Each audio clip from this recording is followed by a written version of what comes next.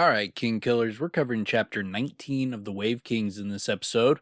We discuss Dalinar having a super fun vision dream where he gets to fight monsters to save a woman and child from being eaten alive. And we also talk about what it'd be like if your friend out of nowhere became the greatest warrior to ever live.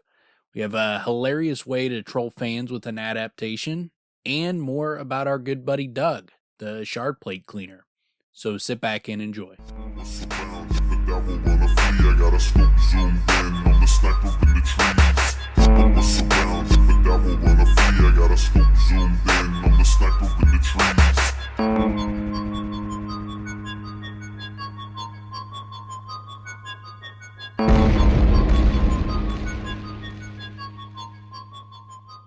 All right, welcome back to the King Killer podcast. I'm Dan, got with me Tim, the Doug of podcasters. Cleaning up the poop? Yeah, the shard plate cleaner Doug. So how does that apply to podcasting? I'm cleaning up the poop that are the things you say? You're the guy that, as far as like podcasters, you're on the same rung as Doug. Like you would be the guy that in their world, you would be the one charged with cleaning up the fucking shit-filled shard plate. Get it now? Get it? No, Get it? I still don't see how where you that... see it? See it? No. You're Doug. No. You're the Doug of podcasters. Still don't see where that applies to the podcast world. So what is that? That's someone that... I don't even know. There's someone that cleans up podcasts? Yeah. They go through and edit podcasts, but they don't even, Well, Doug does a great job, though. At least in my mind, this character we've created does a really thorough, tremendous job, and he's proud about it. He's got like gold-handled wire brushes, and like he's got just like the top of the line fucking wire brushes. Yeah, he digs in, man. Out. Yeah, he digs in. He takes it very seriously. He does a good job, but he doesn't like doing the job. That's the thing. He does not like the job. He wishes someone else had the job. It's still, when you come down to it, he's cleaning shit out of the crevices of shard plate. God. It's a terrible job. And Elokar with his fucking jokes, and they're rubbing him in the fucking, hitting him in the ribs every time. His, it's a shit job, but someone's got to do it. You know what I'm saying, Doug? Yeah, I like the character. As Doug is cleaning the shard plate, Elokar's standing over there. Hey, teach me how to Dougie. Sitting there doing that dance move. I like the idea of how much pent up just rage this guy has for Elokar. Could you imagine like how terrible your life would be if you were like the butt of a joke for like a king, and he just liked fucking tormenting you? He just thought it was hilarious, and it's not even like he thought he was being mean. He just didn't even comprehend that what he's doing is annoying you. That it applies to you at all. Yeah. It's just, it's a funny joke. Yeah. Forget you're part of this. Yeah. Even though you are the part of this that I'm making fun of. No, like, but it's just really funny, constantly though. standing there with like fake, yeah, it's a good one, King. Thanks. You're still going. Yeah, it's still funny. It's the ha ha ha. You know what? I love cleaning up your shit. My guess is Wit would be the biggest Doug supporter there is. Oh yeah, Wit would say he would love Wit because Wit would fucking turn it around and he would talk mad shit to Elokar. Yeah, in that situation. Big, huge nods. Big nods. Doug would be hurting his neck. He'd be nodding so hard at Wit's witticisms towards Elokar and whoever else. But yeah, so yeah, you're basically that guy in this world. Oh yeah, I forgot that was the subject. I hope you feel better. But let's see. So I mean, we're recording. Yeah, I feel great. I feel amazing. I'm not the Doug of podcasters. I wonder how many people like listen and like, I don't understand their dynamic. Do they not like each other? Like, do they have like a problem? Is this like a veiled hatred thing that they just constantly mix that in? We hate each other, yet we still got to make this thing work. Yeah, we just got to fucking do it, man. We got a fucking big time podcast on our hands. We got 60 million listeners. We just got roped into this. Now we can't turn back. But you probably haven't got much further in the book since we just recorded an episode here few days ago. But Yeah, shit. I was listening like this morning. I can't remember the exact like last or some of the more recent things. we ended Trying up to with search in my mind. Kaladin getting out of jail and got the shard plate, Mhm. and then Gave it to Moash. I think. Well, yeah. One of the last things was it's basically Amaram. Where I'm at, it's like Amaran going back and forth with, I guess Dalinar, just kind of critiquing his choice to like put Kaladin back in his position. Yeah. Oh yeah, that was one of the last things because he's just basically like, I have to say, I am surprised you trust this dude, and Dalinar's like, hey man, he's still, he's still a good guard or whatever, he's still a good soldier, I think is what he said. But he's like, yeah, but can you trust this guy? And that's kind of like one of the last things I remember. I know they keep going back and forth between Adolin, Kaladin, that world there with Dalinar, and then Shallan. And now that Shallan's in there, but it's still doing some backtracking with her as well, and kind of doing some of her backstory and going back and forth with that. That's kind of what it's been for a whole bunch of chapters now. Yeah, the Dalinar not immediately just, when Kaladin tells him about what Amaran did, and Dalinar doubts him, it's like, you got to be remembering this wrong. Like, to me, like, that was the point where I was with Kaladin, because to be like, no, what are you talking? This isn't like, I think he screwed me over. He murdered my friends right in front of me. He did it in front of me.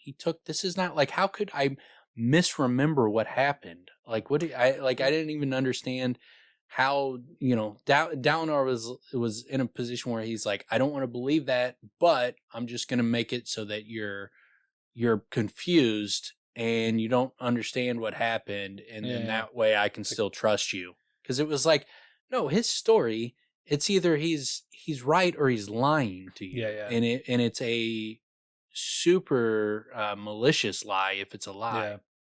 So it's like, at that point, if you don't believe he's telling the truth, then he's lying, and it's a very malicious lie, and you can't trust him. Yeah. And to be like he's confused, it was like, it doesn't even make sense. It's almost like he's just, I'm just going to shelve this for later. Yeah. These are big stakes, man. Yeah. What it does also show is that it seems like Amaran, the way people look at him, is like he's beyond reproach. Like he's got a tremendous reputation with basically everyone except for Kaladin. Yeah. Everybody else is like, this guy's the shit. Oh, he's so honorable. And except Adolin was one of the only ones where, like, when Kaladin gets out of jail and he goes up to Adolin and they talk for the first time since then, he was like, so Amaram really did that? And he's like, yeah. And he's like, and Kaladin was like, you believe me? He's like, yeah, he's way too goody two shoes. Anybody that good is, hiding something. Yeah. It makes me like Adolin. But yeah, I mean, yeah, I guess that's true. And he also didn't help when Adolin's ass was on the line. He didn't fucking do anything. Yeah. Right? Yeah. So there's also that. Yeah. So I guess he's corruptible. Yeah. It's a weird spot for Dalinar. It's one of the weirder spots where it's clearly somewhat cognitive dissonance. He just doesn't want to believe it. So then he's just trying to arrange the things, to make in a way that they could make sense where he could still trust both of them. And it was like, what? Oh, and that is weird. And I also I got to hear, because I hadn't heard it in a while, I got to hear the it's like a scratch. The way they did it, it's not like the narrator goes shh when they say the wife's name. Instead, it's literally like a digital, they put like a repeat. It's almost like, a digital, like a DJ that is using digital, not an actual vinyl record, but a digital scratching where it's like I don't know. Well, you're also listening at a faster speed because it's mainly just going like shh. Dude, every time now, and I know I've said this before, but every time now, if I get on my computer, and I've been listening on my phone, and I get on my computer and it defaults to 1.0, again, dude, it's like they're on downers. It's like, do they think they're talking to like someone who can't? It's so weird. I don't know if it's got to be very difficult, but you probably want to read slow because like when I'm reading the stuff, like I get ahead of myself and trip up on words and that kind of shit, and I'm Mhm. looking on my phone, and so it's smaller, and so sometimes like I'll lose the line I'm on. But when you're doing it and you're doing it where it's professionally, the pace is probably for a reason. It's probably Mhm. easier to not stumble so you can get through more and more of it. Yeah, but man, it's so wild because I had listened to books before and I had never once sped it up even 1.1. No, And now I can't. I don't think I'll be able to go back. I think you ruined me. not to one. No, one's way too slow. And it's not so much just the talking. I can get used to that again. It's the long pauses. But I've always thought it was a little slow, at least how they read it, because I can see if I put it on my phone and I have the Audible and the Kindle up at the same time, I can read 2 to 3 times faster than 1.0. I'm like if I'm reading what they're talking about and I'm reading along, Yeah. Mhm. it's like, all right, let's fucking go, man. Yeah, it's hard. It's hard to do that because you're kind of like you get ahead of yourself and then you lose. I don't know. It's almost like you lose. It's like you got to do one or the other. At least for Yeah, me, they're it's just hard to too do that. slow. You can't keep up with them. They can't keep up with how fast you can read. But yeah, so we are getting off on chapter 19, Starfalls, in this episode. And this is the first episode where we get a first chapter where we get Dalinar's visions and one of his high storm dreams. And it's a wild one. There Yeah. is a lot of monster fighting in this one. Yeah, it sets the tone for sure in terms of how intense it is. I mean, it's massive, massive world building. I mean, it's huge in setting.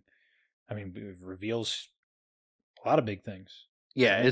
it's probably the most intense dream that he discusses in the books. I can't think of one that was like, whoa, fucking this dude, like he's fighting for his life in his sleep, It's a basically. I mean, he's really not literally fighting for his life, but that's what he would feel like. that's what he's living through. It's a really great idea by Sanderson to be able to. It's I mean, we all have dreams, right? We have things that happen in those dreams where we try to participate and whatever. But he's like living history through the dream, living significant moments through the dream with narration involved in the dream, thinking he's controlling things, but he's kind of just living things through, but then also participating. It's Yeah, I mean, talk about intense to have to do it. I mean, I guess it's involuntary, right? The high storm comes and it happens. But you imagine if this was your life and every time you went to sleep, it'd be like, man, I don't want to sleep. no, yeah, a ice storm comes, it would be sheer panic. Like what is like? Could you feel pain and you're fighting battles, even if I knew I wasn't going to die, like I'd still be like, I could feel like I'm going to die and I could feel the pain. Like it's Pretty not stressful. like I cutting off, my fingers isn't going to kill me, but I still don't want to do it. Like even Dude, if I'm going to it's survive through it well, and and it just the pain of it. And even if you're like, no, no, no, we'll be able to sew those back on. You'll be fine. You'll get your fingers again. Be like, yeah, but it's going to fucking hurt.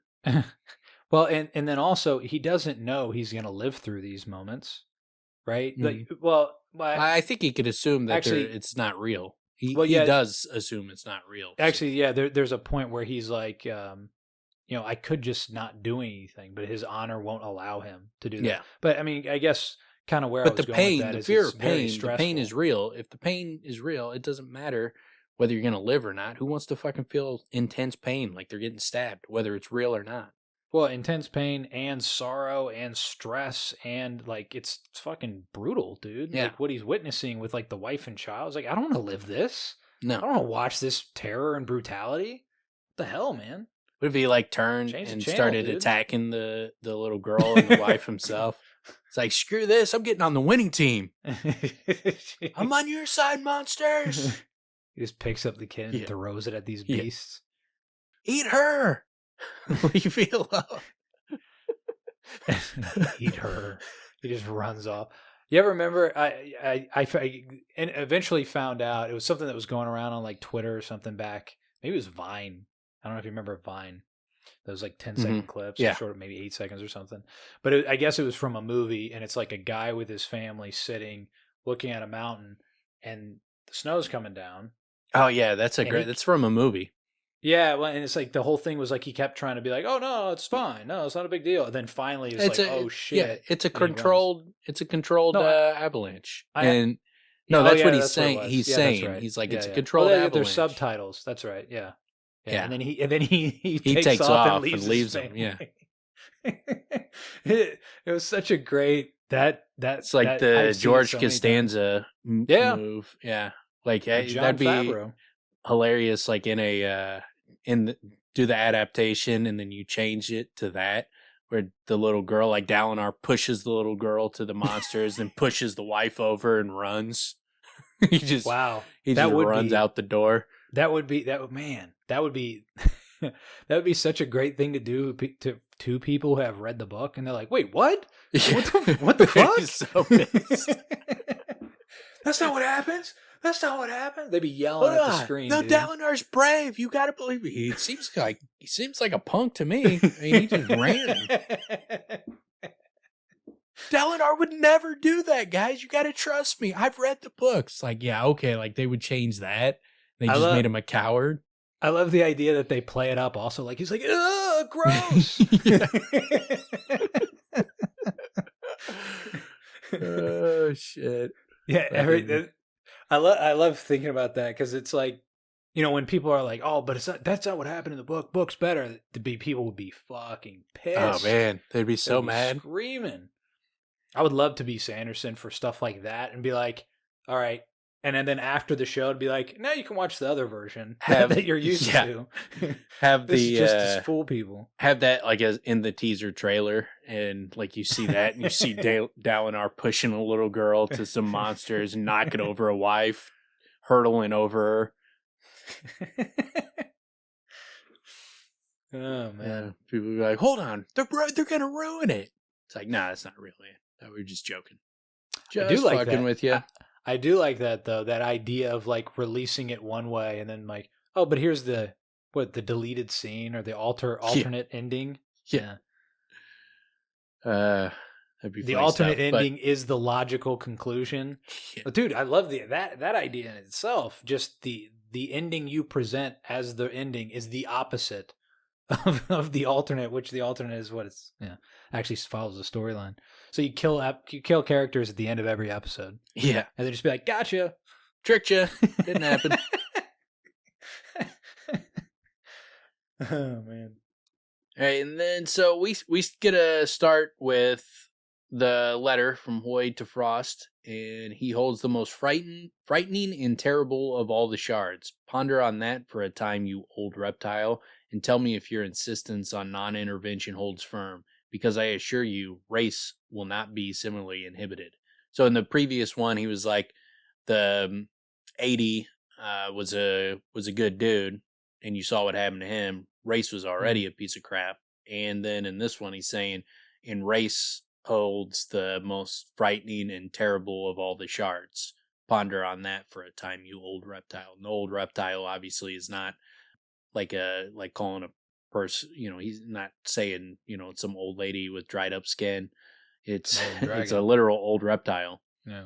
And he's like, see if your insistence on non-intervention holds firm, because I assure you race will not be similarly inhibited.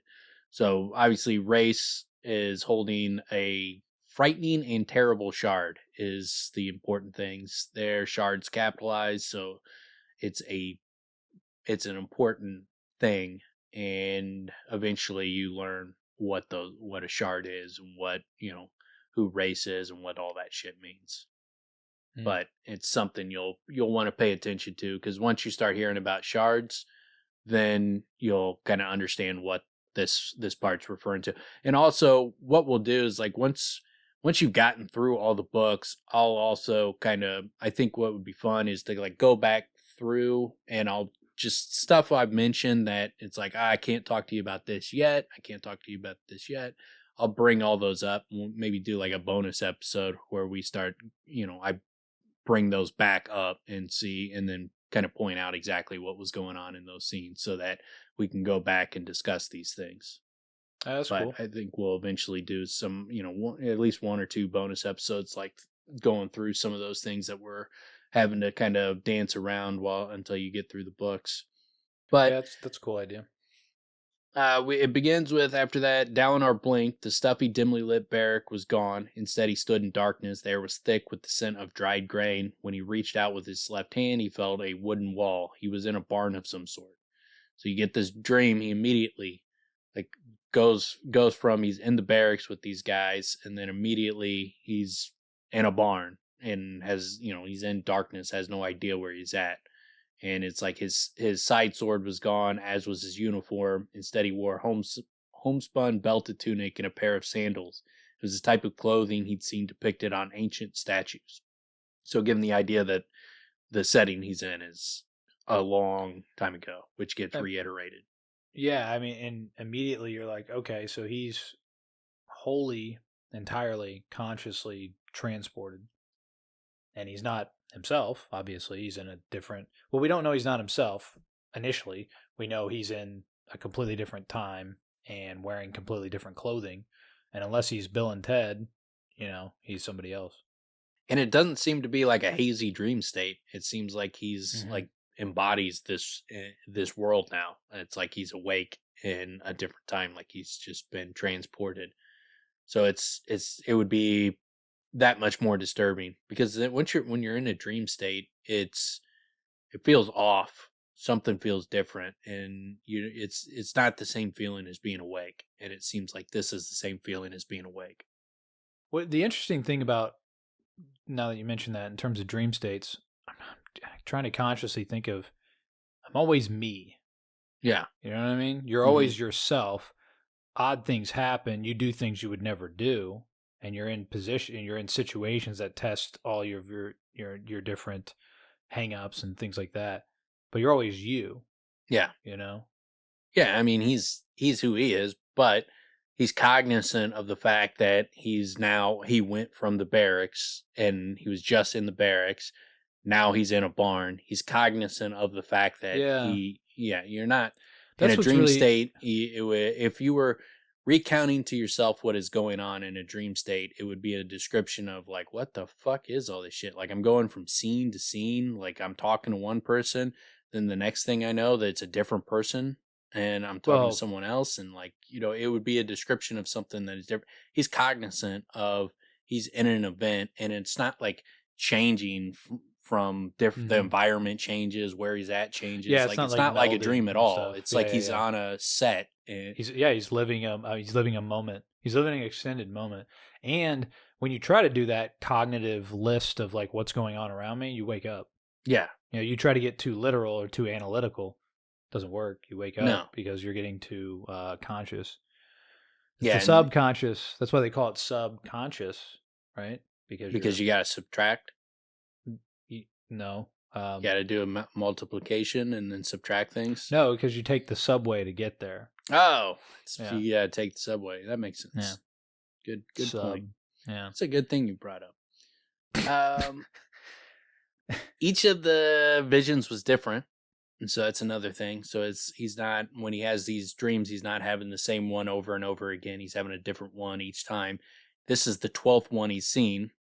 So, and he's having these during every high storm. So it's, only been a few months for 12 ice storms to happen. So this is relatively new for him. Mm-hmm. So that's one of the significant things that brings a question for me, and I don't know if there is an answer or there even really needs to be, but what happened a few months ago?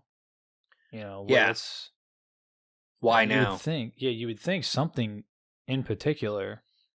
I mean, we talked about this before. If you're Dalinar, how do you function? Because you'd be obsessed. You would be obsessed with. I mean, and the character does question: am I losing my mind? What's the significance of these things? Do I talk about them? All those things. But what you would just be, I would be obsessed with. All right, how did this happen? What did I do differently when this started? What am I eating?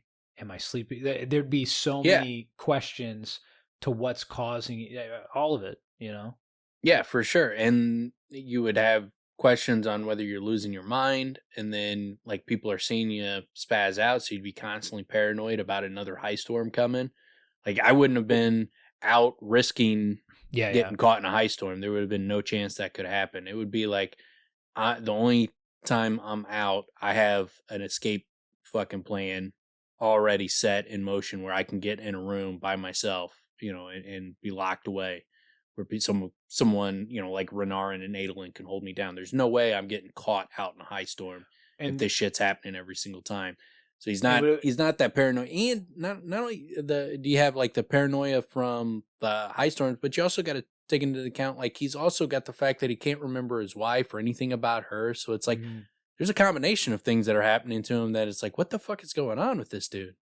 Well, and then I mean, what you mentioned before, he's also in a political position. You can't be exposed, especially in their world. You can't be weak.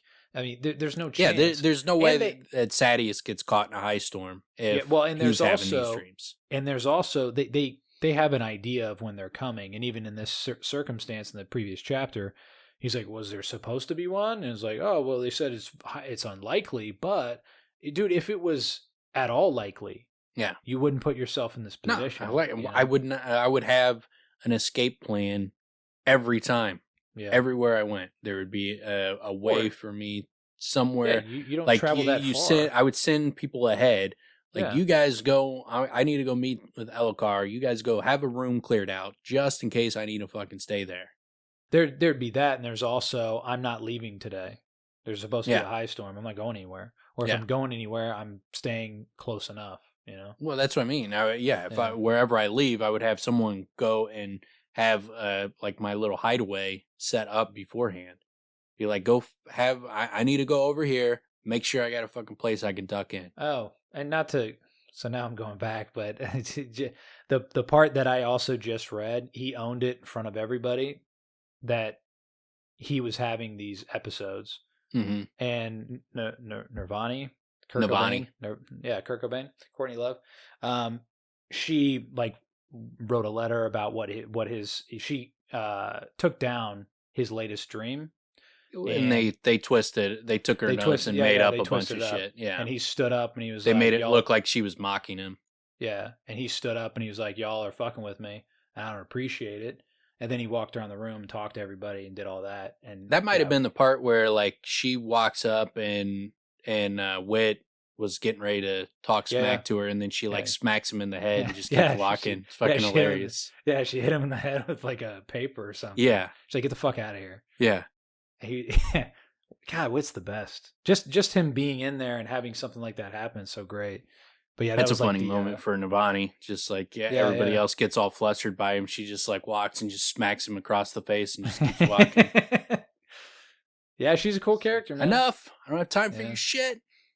Yeah. Yeah, she's still like coping with Yasna's supposed death. Yeah, it's an interesting what a baby. Yeah, right. Like, oh, my daughter died. It's Get over it, man. Like I got over it. Like, why can't you? Who? I said I got over it. Why can't you? Oh, you did. Yeah. I did reading it. I had much invested as you did. Yeah. You're just a character in a book. What's your problem? It's so ridiculous. Like, what an odd. Oh man. But yeah, and then so yeah, it's the 12th dream, and then he hears "Father." Her voice trembled. "Father, what is happening?" As usual, he was being seen as someone of this place and time. The girl clutched him, obviously terrified. It was too dark to see the fierce friend he suspected were climbing up through the ground. So he's got a daughter. She sees him as another person. In the dreams, he is one of the characters in whatever the dream is, the story that's happening. He is basically takes over one of their parts, but he's himself, but they see him as whoever he's supposed to be. So she sees her father, and then he hears like, the nails across the chalkboard as he hears something scratching out at the outside of the bar, outside of the barn, and he's holding his breath and he holds his hand out. He's wishing that the shard blade would come, but nothing happens. Said it would never come during the visions, which is a good thing Because think of how dangerous it would be if this dude summoned his shard blade and they're in there like trying to hold him down, and he's sitting there swinging his arms around like in the dream, and just they're like, "Holy shit, get the fuck away from this dude!" Yeah, that'd be Jesus. That's too dangerous. He would have been tied down years ago. Like he's in a mental asylum at that point. Like he's a danger to everyone. Yeah, it would be a super major problem if he could summon his shard blade in his dreams. What's the? Oh, I saw. It's a sketch show I saw once where everybody's at this house, all hanging out for a dinner party, and a cop lives at the house, and he had to go to bed for some reason, and he sleepwalks, but he comes downstairs with his gun in his hand. And he's pointing at everybody, and they're like, "Don't wake him up! You can't." Oh yeah, Shane Gillis is one of the clip shows they did, and he's like putting it in people's mouths and shit. They got the gun in their mouth. Oh man, it was pretty funny. But yeah, that the one I always think of is from Step Brothers. Yeah, where Will Ferrell and John C. Reilly are both sleepwalking together, and they're just like in the kitchen, just destroying it, like grabbing stuff out of there and just throwing it all over the place, banging all the pots and knocking everything over, stuffing cushions into the oven. Like they just completely destroy the kitchen, where like the parents come down the next day and they're like, "What the fuck happened?" I didn't even realize this was a thing until I started seeing it on shows where the whole thing is like, you're not supposed to wake him up. Yeah, you can't wake him up. I woke my brother up when he'd be sleepwalking. Well, they do that on Step Brothers. Like she tells him not to wake him up, and then he wakes. He's like, "Screw this," because like there's another scene where they sleepwalk again, and they start bringing like the Christmas tree into the bedroom, and they're just like throwing the presents at him and just bringing all the shit into the bedroom. He's like, "Screw this, I'm waking him up." He wakes him up, and then they start attacking him. They start screaming, not knowing what's going on, and just start attacking him. I always thought that was weird. Although one time my brother was sleepwalking, and I woke him up, and he immediately panicked and went, "I'm dead? I'm dead? Am I dead?" And I was like, "Yeah, you're dead. Go to bed." Yep, you died. Oh, yeah, that's what he said. Yeah, you died. This is hell. Go to bed. It's exactly the same. It was pretty funny. So now you don't have to fear it so much, because if you die, it's just not. It just things keep going. Yeah, if you die in your dreams, you come back and it's the same thing it was before. Right from where it left off, right from where the story left off. You just start over again with a new life. Immediately continuing on. All the same exact things. Nothing has changed. But yeah, and then so he's like, the far wall of the building exploded inward. He's like, the black thing was bigger than an axe hound. He couldn't make out details, but it seemed to have an unnatural wrongness to its form. And it seemed part of the shadows. Dalinar 10's fist forward. It made a soft wheezing noise, eerie and faintly reminiscent of rhythmic whispering, which is interesting because the rhythmic whispering seems to be similar to like the rhythmic thing with the Parshendi. Yeah, that's what I was thinking. I was thinking the same thing. And yeah, I mean, that was like the first thing I thought when that came up, but then when it ended up being, this beast, I was just like, oh well. But it definitely made the connection. Yeah, and so I mean that stands out because the Parshendi are doing something similar, and so then he's seeing this ancient beast, this monster, is also, there's something to do with these, the rhythmic noises. There's something about, something going on there. And then this monster like comes at him, and he realizes it's sniffing for him, so it can't see him. It's all finding him through smell. And when the creature comes at him, he kicks it, and he said it felt too soft under his foot, as if he kicked a water skin. So it's a creepy. The more you learn about the monster, the creepier it gets. Where it's like, what am I fighting? Yeah, it's weird. It's this big beast, but then it's like hollow. It's like a water skin, and then it's like filled with smoke. Yeah, it's very strange, man. Yeah, very creepy. It doesn't have eyes either, right? Like it just senses. No, it can't see. It only it finds him through smell, and maybe, Yeah, I don't know, that's maybe creepy. sound. But yeah, it's super creepy looking. And then, his decision was easy. The thing had moved quickly like a predator. Dalinar wouldn't outrun it, so he charged towards the farmhouse. He goes in there, and the wife comes up to him at this point. She's like, "Praise the Herald, you found her, Heb. Bless you." So he finds out his name in the dream. He's Heb, and he's got his wife and his girl with him. And then he like looks around, and it's super old place. He's like, a fireless brick hearth was set on one side with a rough cast iron pot hanging above it. It all looked so primitive. What year was this? He's like, it's just a vision, he thought, a waking dream. Why did it feel so real then? That would be the disturbing part. Like, Yeah. you're in a dream. You know you're in a dream. You know it's not real, but it feels super real, and it feels like monsters are really attacking you. And then you can feel the pain when the monsters hit you. You feel that. So even knowing that it's not real, it would still be terrifying because of Yeah. the threat of pain. Yes, and it's interesting too because there are those parts where it's like, well, I could just let this thing run its course because it's a dream. But even still, man, like to just watch a child be mauled to death, I don't think Yeah, I but could do it. they're still gonna yeah, and they're still gonna attack you.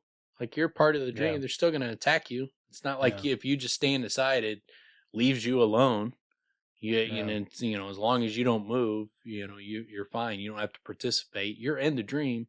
So if these things are attacking you, you're gonna fucking fight because you're not gonna stand there and let it just rake claws against you when you're gonna feel it. You're gonna feel that pain if it does it. But yeah, and then so as he's sitting in there, one of them jumps through the window and it scratches him across the face, cutting open his cheek, spilling blood across his skin. His cheek burned with pain, and something raked his side, slashing his tunic and cutting his skin. With a heave, he threw the creature off him, crashed against the wall, and he rolled to his feet, gasping. As the beast righted itself in the dark room, Dalinar scrambled away, old instincts kicking in, pain evaporating as the battle thrill surged through him. He needed a weapon, a stool, or a table leg. The room was so. And then the wife turns on a light, and he's like, the primitive thing used oil, not Stormlight. So he keeps giving you this sense of like, damn, this shit is a long time ago. They're not even using Stormlight. They're using like oil lamps. But yeah, you get that sense. He does feel the pain. It was a hot pain across his face when it happened, and burning, burned with pain. it's really interesting when yeah, this is all happening, and then we keep getting pieces of how much of himself he still is because we don't know. I mean, we're along for the ride here, right? But then he goes into wind stance, or he had Yeah. been trained in classical wind stance, but he fell into smoke stance instead, as it was better with an imperfect weapon. So he's still on top of his shit. He's making Yeah. conscious choices for what to do in the circumstance, and he's got a poker. Yeah, Sure, and I thought it would be a decent weapon. When I had a poker, my parents had a it'd be fireplace good. with a Like, poker. keep things at a distance. Use It's it got a little like weight to stab it. forward. Yeah. It's got a Yeah, it's got a sharp end and a hook. yeah, it's better than it's better than like a baseball bat. Yeah, Especially agree. if you get like a long poker, you can really do some damage with it. Speaking of baseball bats, this scene in some ways kind of reminds me of Signs, Yeah. where Joaquin Phoenix takes the baseball bat and starts swinging away. Yeah. He said his And name it's- wrong. Then it's all about water. No, it's Joaquin, right? I don't know why you say it like that. Nobody says it like that. That is only you. So that's how everybody says it. No, that's not how it's said. How It's- you don't know how to say it? It's Jakin That's Hagar definitely Phoenix. Hagar. What is that? Yeah, Jakin Hagar. Yeah. But cool whip. Is it whip? But yeah, and then so he looks at this monster. It's like only years of training allowed him to maintain his stance when he saw what he was facing. It's like the creature's smooth, dark as midnight skin reflected light like a pool of tar. It had no visible eyes, and its black knife-like teeth bristled in a head set on sinuous, boneless neck. The 6 legs were slender and bent at the sides, appearing far too thin to bear the weight of the fluid, ink-like body. That's a weird description of a monster. Like it's like a pool of ink, but it's like it's got like a sacks holding the ink in almost. where it's like what, like skin sacks around a pool of ink, like kind of in a halfway, halfway arm and leg type of a body, but it's super weird description. I still can't help but see it as like a big dog. Yeah, For whatever I mean, when I read that, it's like, okay, it's got legs that are almost like a spider, like how they bend outward. So it kind of almost bends outward like an insect of sorts. And then it's got a also, boneless neck, sinuous boneless neck. It's got knife-like teeth. It's a monster. It's just a straight yeah, monster. However you want to view it, it's not a normal creature. And he's like, there's a lot. This isn't a vision, Dalinar thought. It's a nightmare. It's like, yeah, it would be. It would 100% be a nightmare. And then especially when you find out like there's more of them. It's not just the one. yeah, It's jeez. like, he goes and he's fighting this thing, and it's like he knew logically that he was really back in the barrack with Renarin. This was all happening in his mind. There was no need for him to fight, but every instinct, every shred of honor he had drove him to step to the side, placing himself between the woman and the beast. Vision, memory, or delusion, he could not stand aside. And you get, it starts to build his character as well, Mm-hmm. as far as like this is a dude that is an honorable guy. That he is the kind of guy that's going to put himself in danger to help some rando woman in a dream that's not even a real person. It's not even a real living person. It's just a dream. It's a dream, but even then, you still gotta. This is a guy that in the video games, if there's options to sleep with one woman and then go and sleep with another character also, he's not doing that. He's not cheating on whatever character he picks he's going to be with. He sticks with that one character and he never picks any of the other options. He's very much dutiful, I would say. But wasn't that was his calling duty? Yeah, I think his calling is duty. Yeah. So yeah, he prides himself on constantly doing what in his mind is the right thing. Yeah, he's like, I mean, he built Dalinar up to be like a heroic figure, a guy that will do some heroic shit and some self-sacrificing, and we see that obviously with the end of the book when he gives up the shard blade. Like this dude is a guy that will do the honorable thing. He demonstrates it multiple times in this book. This is one of those situations though, and so he fights this thing and he ends up ripping a gash in its skin, and the wound bled smoke, and so it's weird. It's a super weird thing. Like the midnight essence that they bring up, that's what they call, like, they're like, no, this is like midnight essence creations, or it's a creation from the Midnight Mother, and so these are midnight essence. So it's a weird creature. I mean, it's akin to like a spren rather than a human, where it's like Syl is kind of an ethereal. Wait, do you mean rather than an animal? Because it kind of reads like an animal, but Yeah, that's what I mean. Instead of like a creature that's on the planet, it's more like Syl, who is like translucent and you can't really like grab her.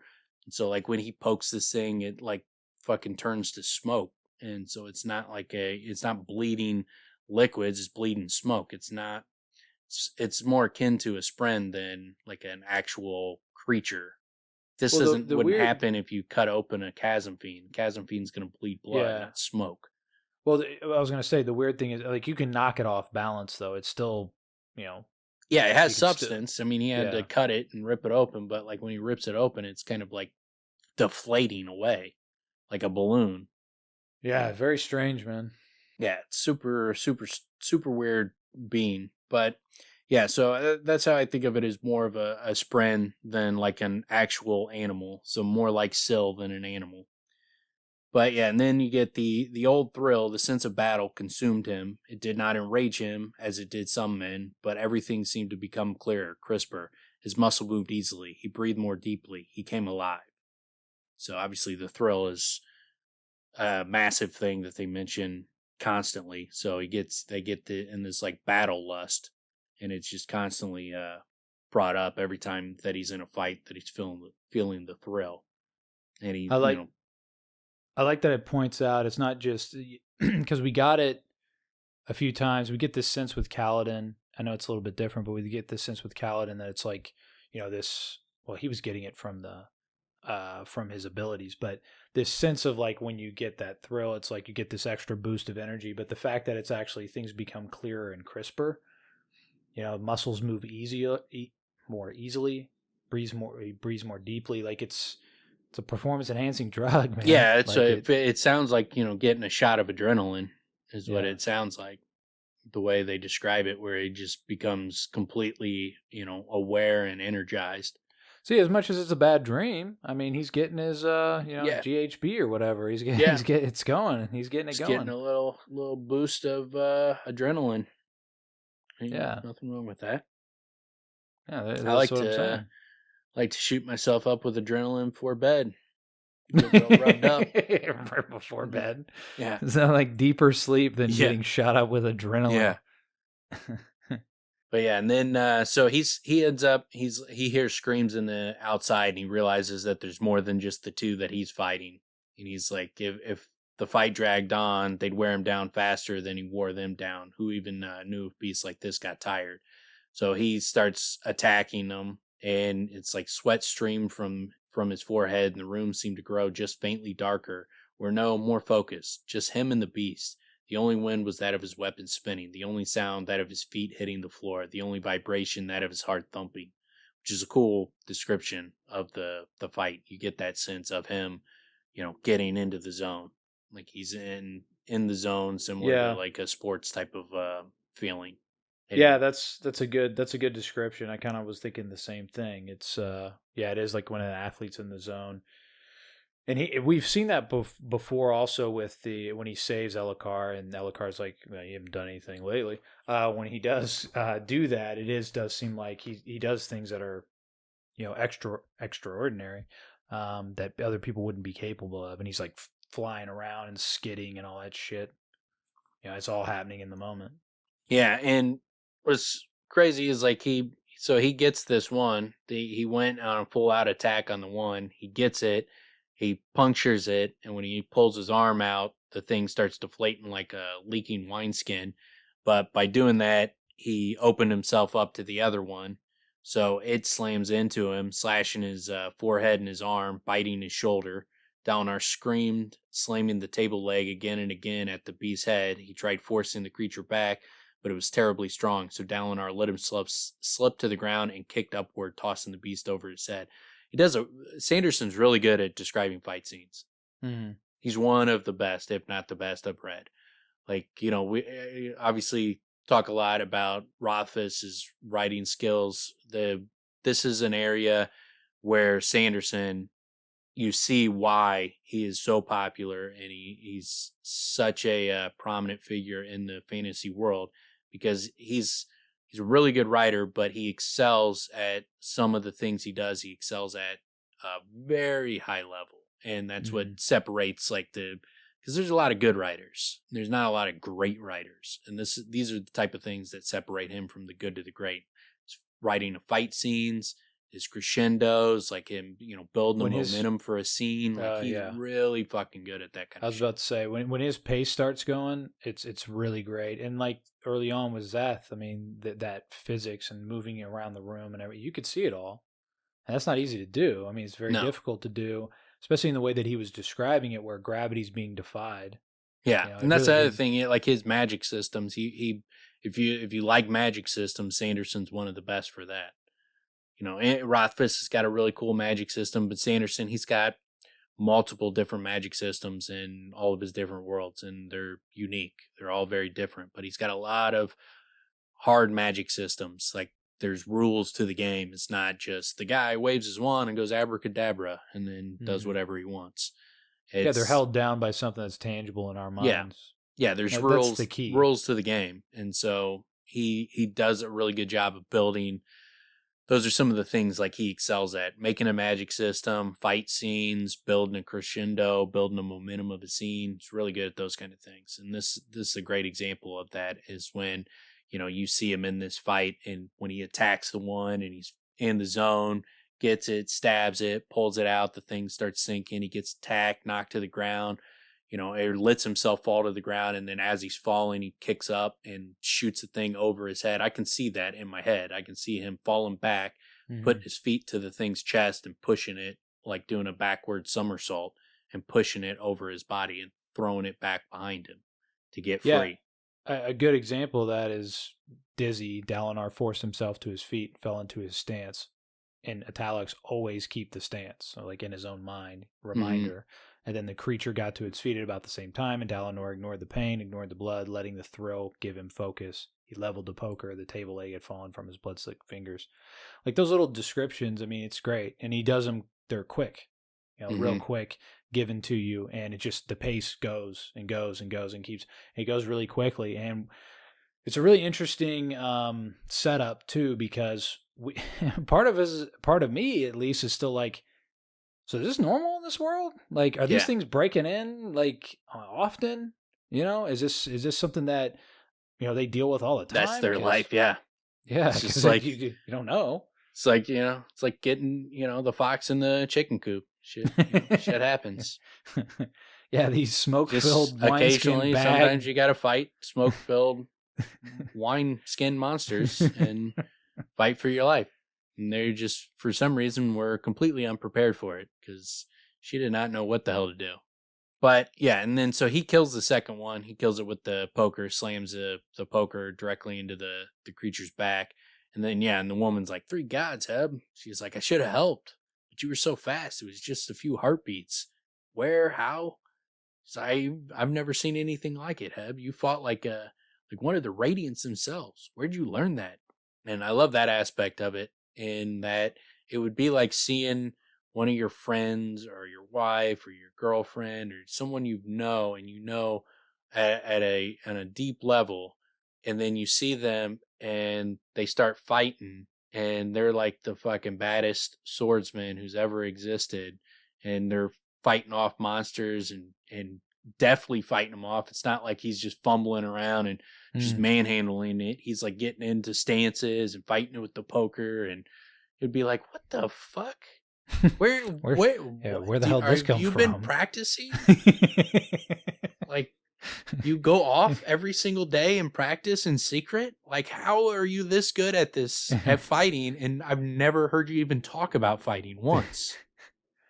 I love mentioned it. I love that idea of just you practice it every day. You never mention it once. And he like opens up something on the floorboard, and he's just got like trophies out the ass. It's like, when I go for the walk on weekends, I go for that like 2-hour walk. I go and fight in tournaments. I win all of them. I'm the best fighter in the world. Everybody knows me online. You never heard about it? You don't follow that circle. You're not in that circle. Is that why your ears always are jacked up? Look like you're got the cauliflower ear all the time? Yeah, I love that idea too of like, well, wait, how have I never heard it? Well, I didn't think you'd be into it. So yeah, I just didn't think it'd be something you'd be interested in. I didn't want to bore you, Like, hold on.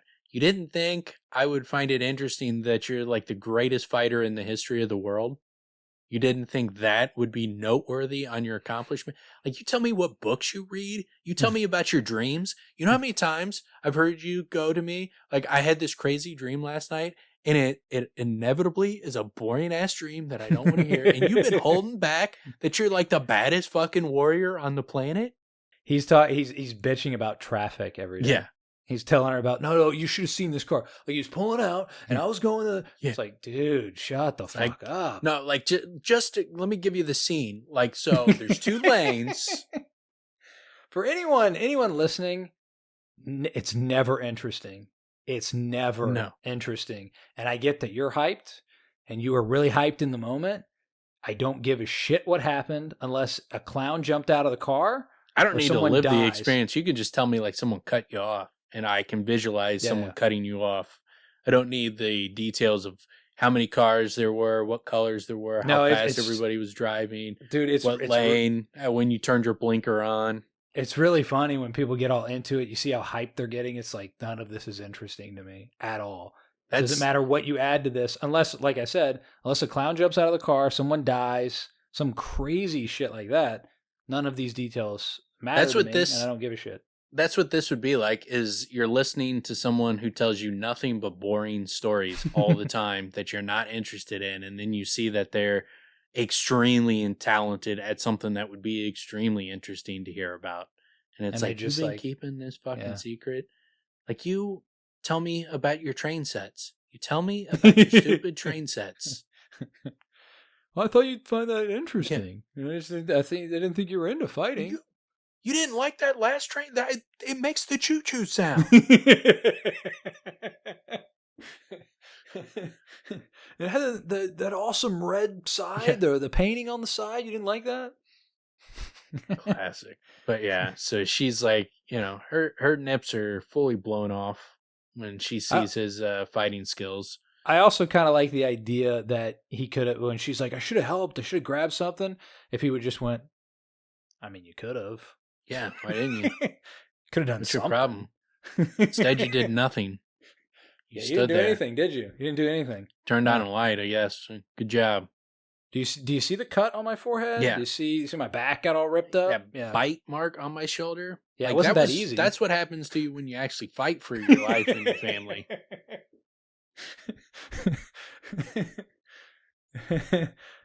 Yeah. Then he's like, we need to get to someplace safe. Is there a cellar nearby? A what? Cave in the rock, man-made or natural? No caves, the woman said, joining him at the window. How would men make a hole in the rock? So right there, it sets the fact that either shard blades are not commonly known, or that they're not in use by the regular people. Well, there's that, and it's also like, so this is a long time ago. Like, you guys can't mine? You don't know what mining is? Like, what? So you guys don't have any minerals. And like, you guys haven't found anything. Specifically it's definitely that. They don't have the mining skills, but in this world with shard blades, mining, like, you wouldn't even need mining equipment if you have shard blades. Like, someone could fucking go and slash a hole. Yeah. Like, those things would cut through the rock without any kind of pull or anything. So you could just slice it up into really small fucking slices and hack those out pretty easily, or scoop it out, do a little scoop cuts so it slides out. So like a shard blade shaped like an ice cream scoop, and you just that'd be good for caves. Yeah. You're real good for caves and ice cream. Yeah. So I mean, there would it has two purposes. With a shard blade, like, cutting out holes in things would be much easier. And so obviously that doesn't exist in this world, or at least it doesn't exist in this part of the world that he's in. But you would think that if this godlike creature is having them have these dreams, then the purpose of that would be to explain that not only, when we're going back this far, not only do they not have active use of shard blades, obviously the radiants that come down, they do, but like we see later on when they leave their shard blades for people, and then that must be the event where shard blades get into the common person's hands for the first time, because it doesn't seem like they have them here. I wonder if the first shard blade that some guy had a shard blade, he opened the first mole removal system. Man, that'd be risky. Right? Whoops! Cut your spine, you're dead. Like, guys like going to cut off your thing and goes and sneezes. Oh shit! Sorry, man. Nah, he's already dead. Well, who's next? I slipped. You signed the waiver, right? You signed the waiver? You signed the waiver? Okay. Slice his arm, cut straight through his arm. Like, dude, what the fuck, man? Now I can't use my arm ever again? Well, you wanted that mole bad, removed. man. I got allergies. I got the mole, though. You see? I got the mole. It's not there anymore. Your arm looks great. Yeah, it wouldn't even like cut the mole off, though. It would slice through it, and like the mole wouldn't even come off. Yeah. Unless it's like fingernails. I guess like the shard blade can cut fingernails. So it's a weird, shard blades are weird. So maybe it could cut a mole. That'd be a good test. It'd be a We nail should salon ask, too. and like when Brandon Sanderson does his streams, that's one of the questions that needs to be asked. Like, would a shard blade cut a mole? And how many people who owned shard blades back in the day opened up businesses to cut off moles? How many dermatologists were investing in shard blades? How many dermatologists became lost radiance? They're renting shard blades. Became radiance. Or the opposite. How many radiants became, dermatologists? Yeah, these are the important questions. If you guys are one of the people that listens to every one of his streams and asks him a lot of questions, find that information out for us. Super important. Yeah, very, very important. But then, and so he's like with a shard blade or a soul caster or even basic mining, though that could be difficult as the Krim would seal up caverns and high storm rains made for extremely potent risk of flooding.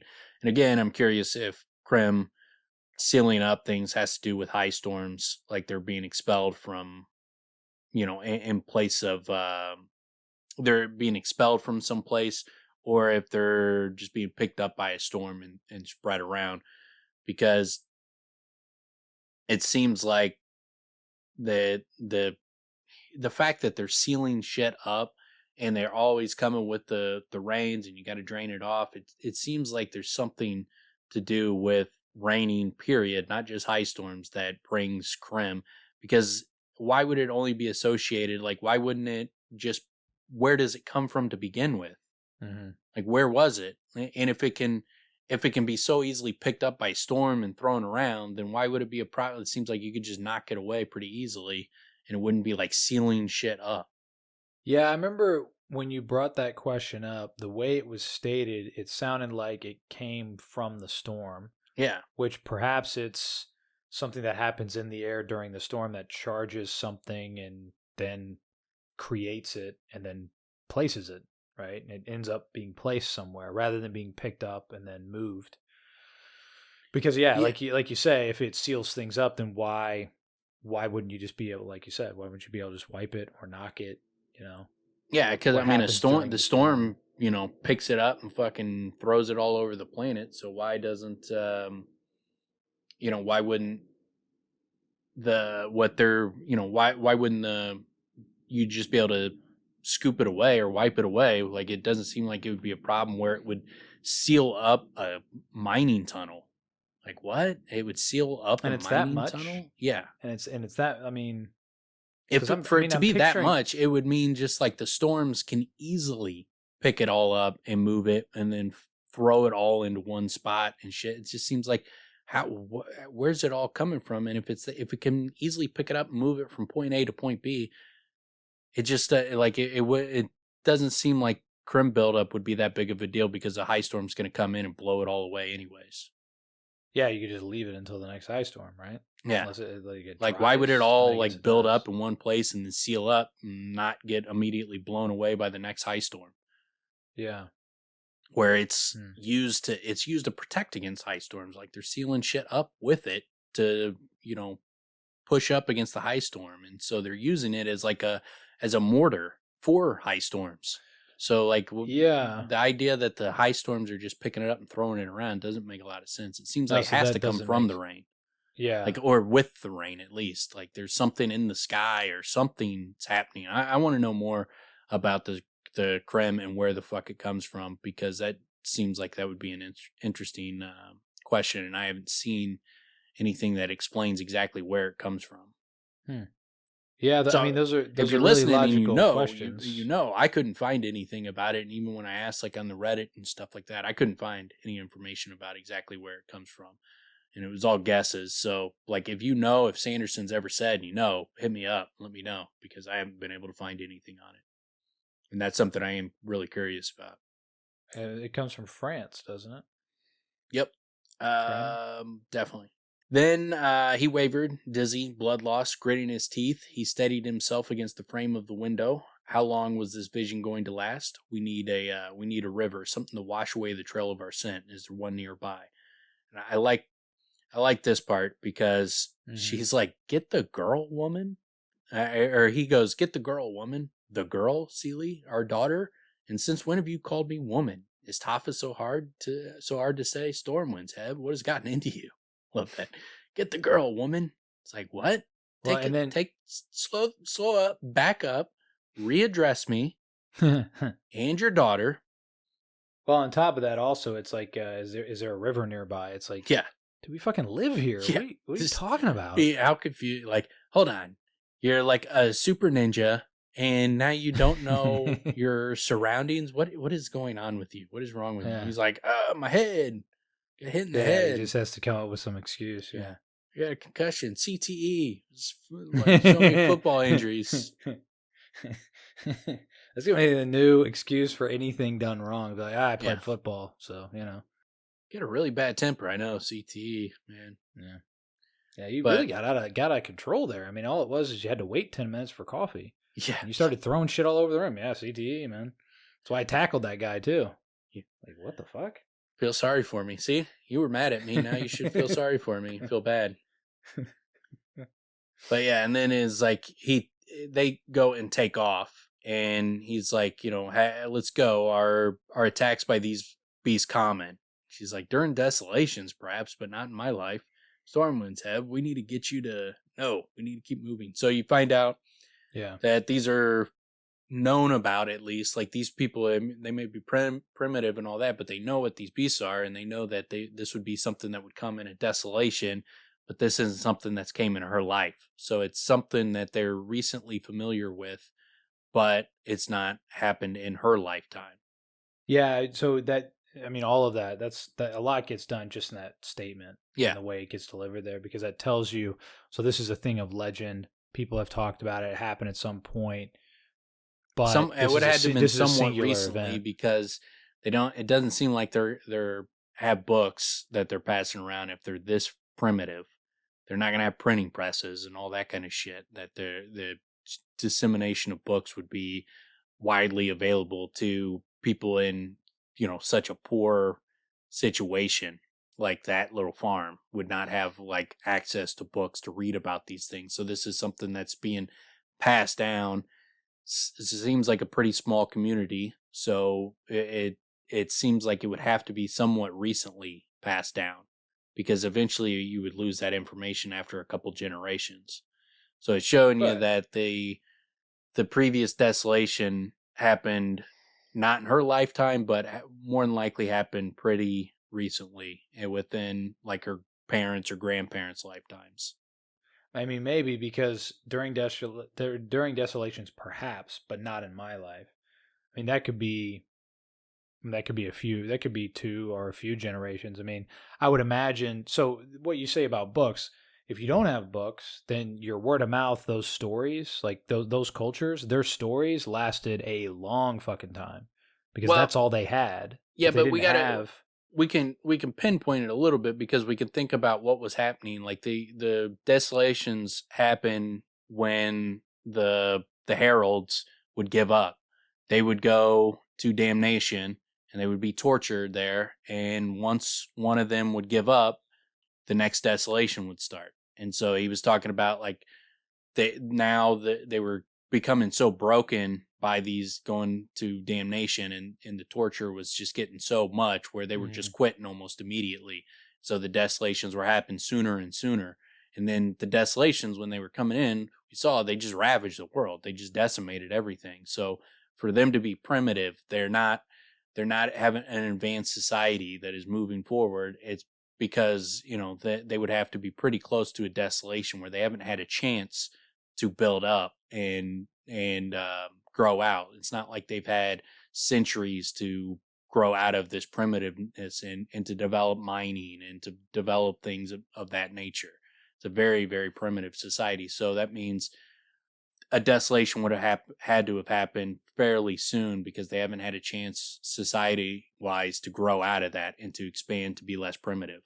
So it's those combinations, the recognition of that these are something that you see during desolations, but it's not necessarily in her lifetime. The fact that the desolations were happening sooner and sooner because they kept giving up sooner and sooner. They couldn't take the torture. So we have a pretty good idea that this is one of those events where desolations keep happening so often and so soon that their society's not having a chance to grow up into a more advanced society.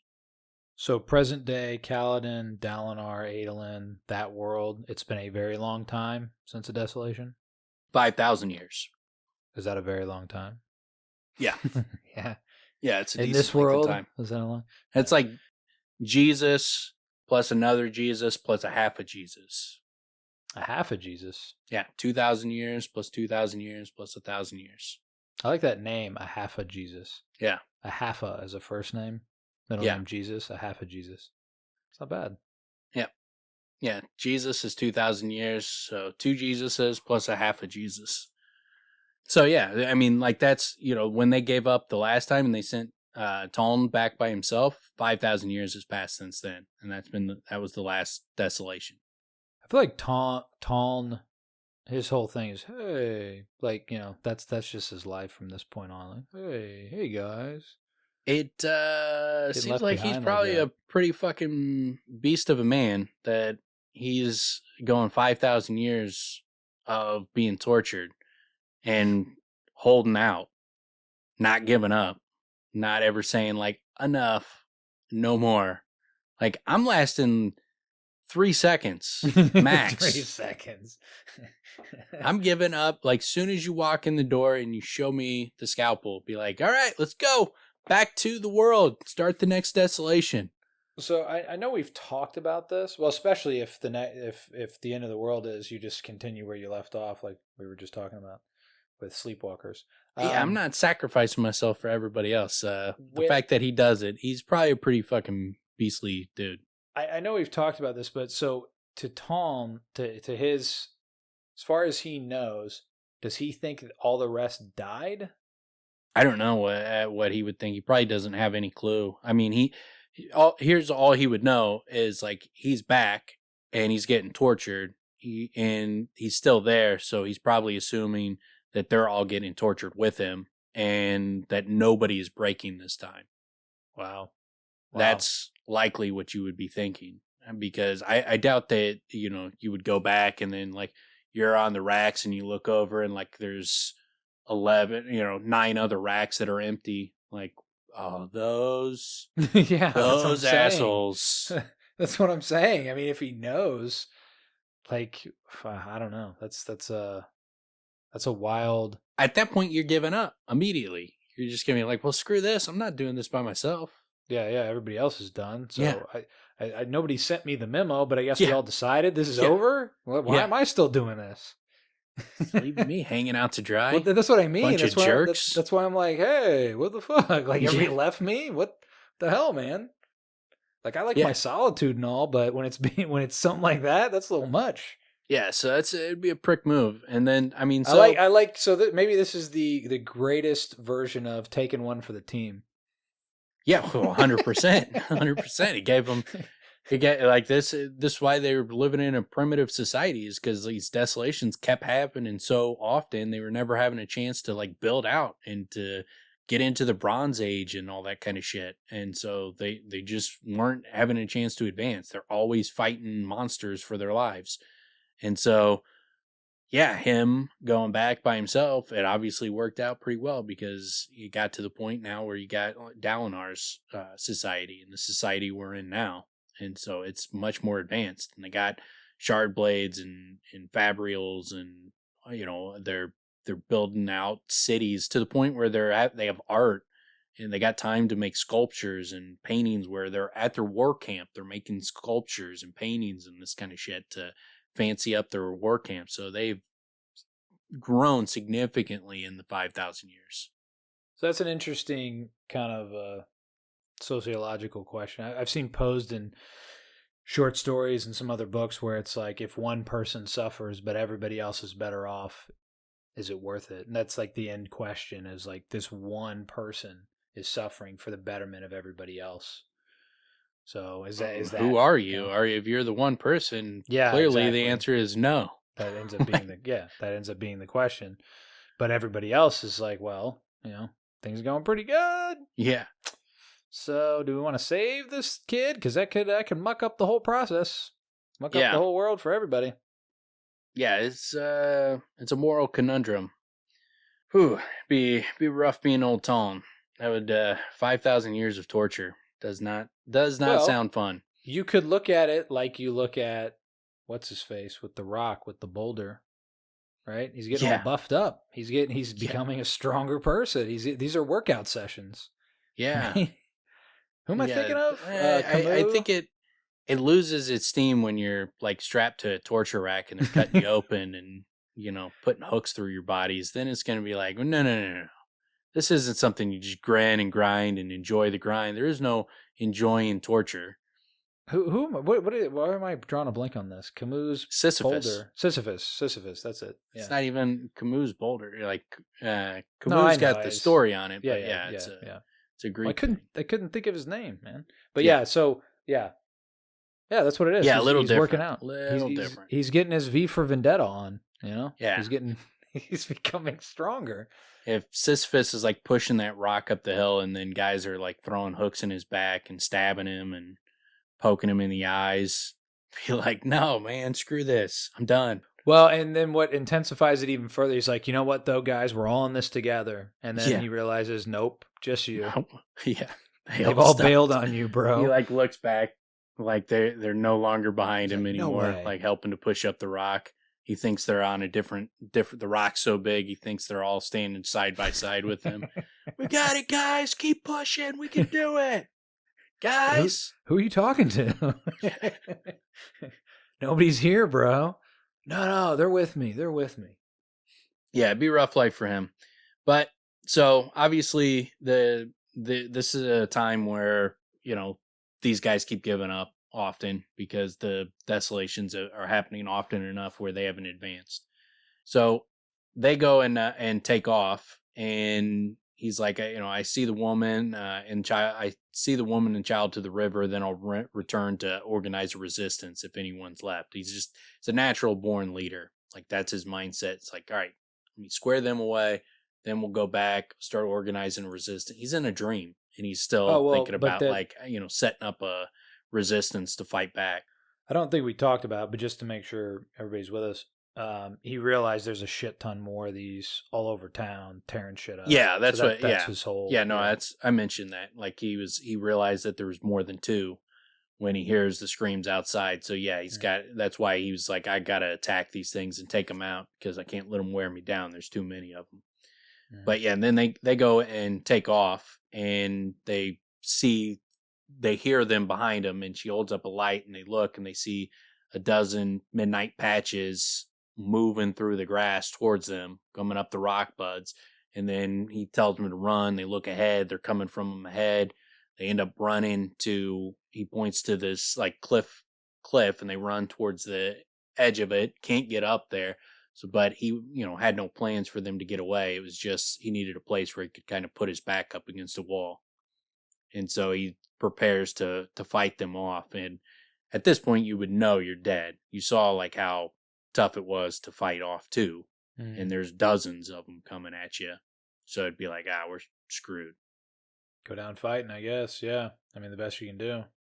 Yeah. And so he's like, Celie whimpered. Her mother tried to comfort her, but the woman's voice was unnerved. She knew those bundles of blackness, like living night, would rip them and tear them. What was the word she used? Desolation. The book spoke of them, the desolations that happened during the near mythical shadow days, before real history began, before mankind had defeated the Voidbringers and then taken the war to the heavens. So that's how long ago this was. Is he doesn't even know the term desolation. So we hear about the true desolation, and he hears about the true desolations and all those kind of things has come, and we hear about desolations in the prelude chapter, the very first chapter of the book. It talks about the desolations. That's what the guys are talking about when they leave Taln. That's how long ago this shit is. It's gotten to the point that it's like it's a myth. Like it's a myth. So it's so far removed from Dalinar where these are mythical times that he's hearing about. So, and you're saying Dalinar wouldn't even know the word? No, that's what he said. He was like, what's that word she used? Desolation? She's like, the book spoke of them, the desolations. had happened during the near mythical Shadow Days, before real history began, before mankind had defeated the Voidbringers and taken the war to heaven. So this is, I mean, that's how long ago this is. It's like this isn't stuff that's even common knowledge. It's not like they even talk about this time period. It's like a myth. Like, think back, what the hell was going on 5,000 years ago? It's like you got bits and scrapes of information, but it's not like you have super solid information about what exactly was happening 5,000 years ago. And that is what happens. It ends up just being, whatever stories last, and then other ones just become some mythological story where there's some parts based in truth. And at least in our society, it would have been like 5,000 years ago, but there still would have been a 5,000 years prior where they were advancing to get to that point. And so there would still be, some information where like you start to get information like from books and Greeks and writings on walls and, there's archaeology and that kind of stuff. But like in their time period, it would be starting from scratch. It's basically starting at year 1, 5,000 years ago. So because the world was nearly wiped out. Yeah, the desolations are destroying the world. That's brutal. No caves. So yeah, they would have very limited information about what the hell happened. It would all be just kind of mythical origin stories is basically what they get out of it. It's kind of like their origin story, but it's largely seen as myth. They don't really know it that well.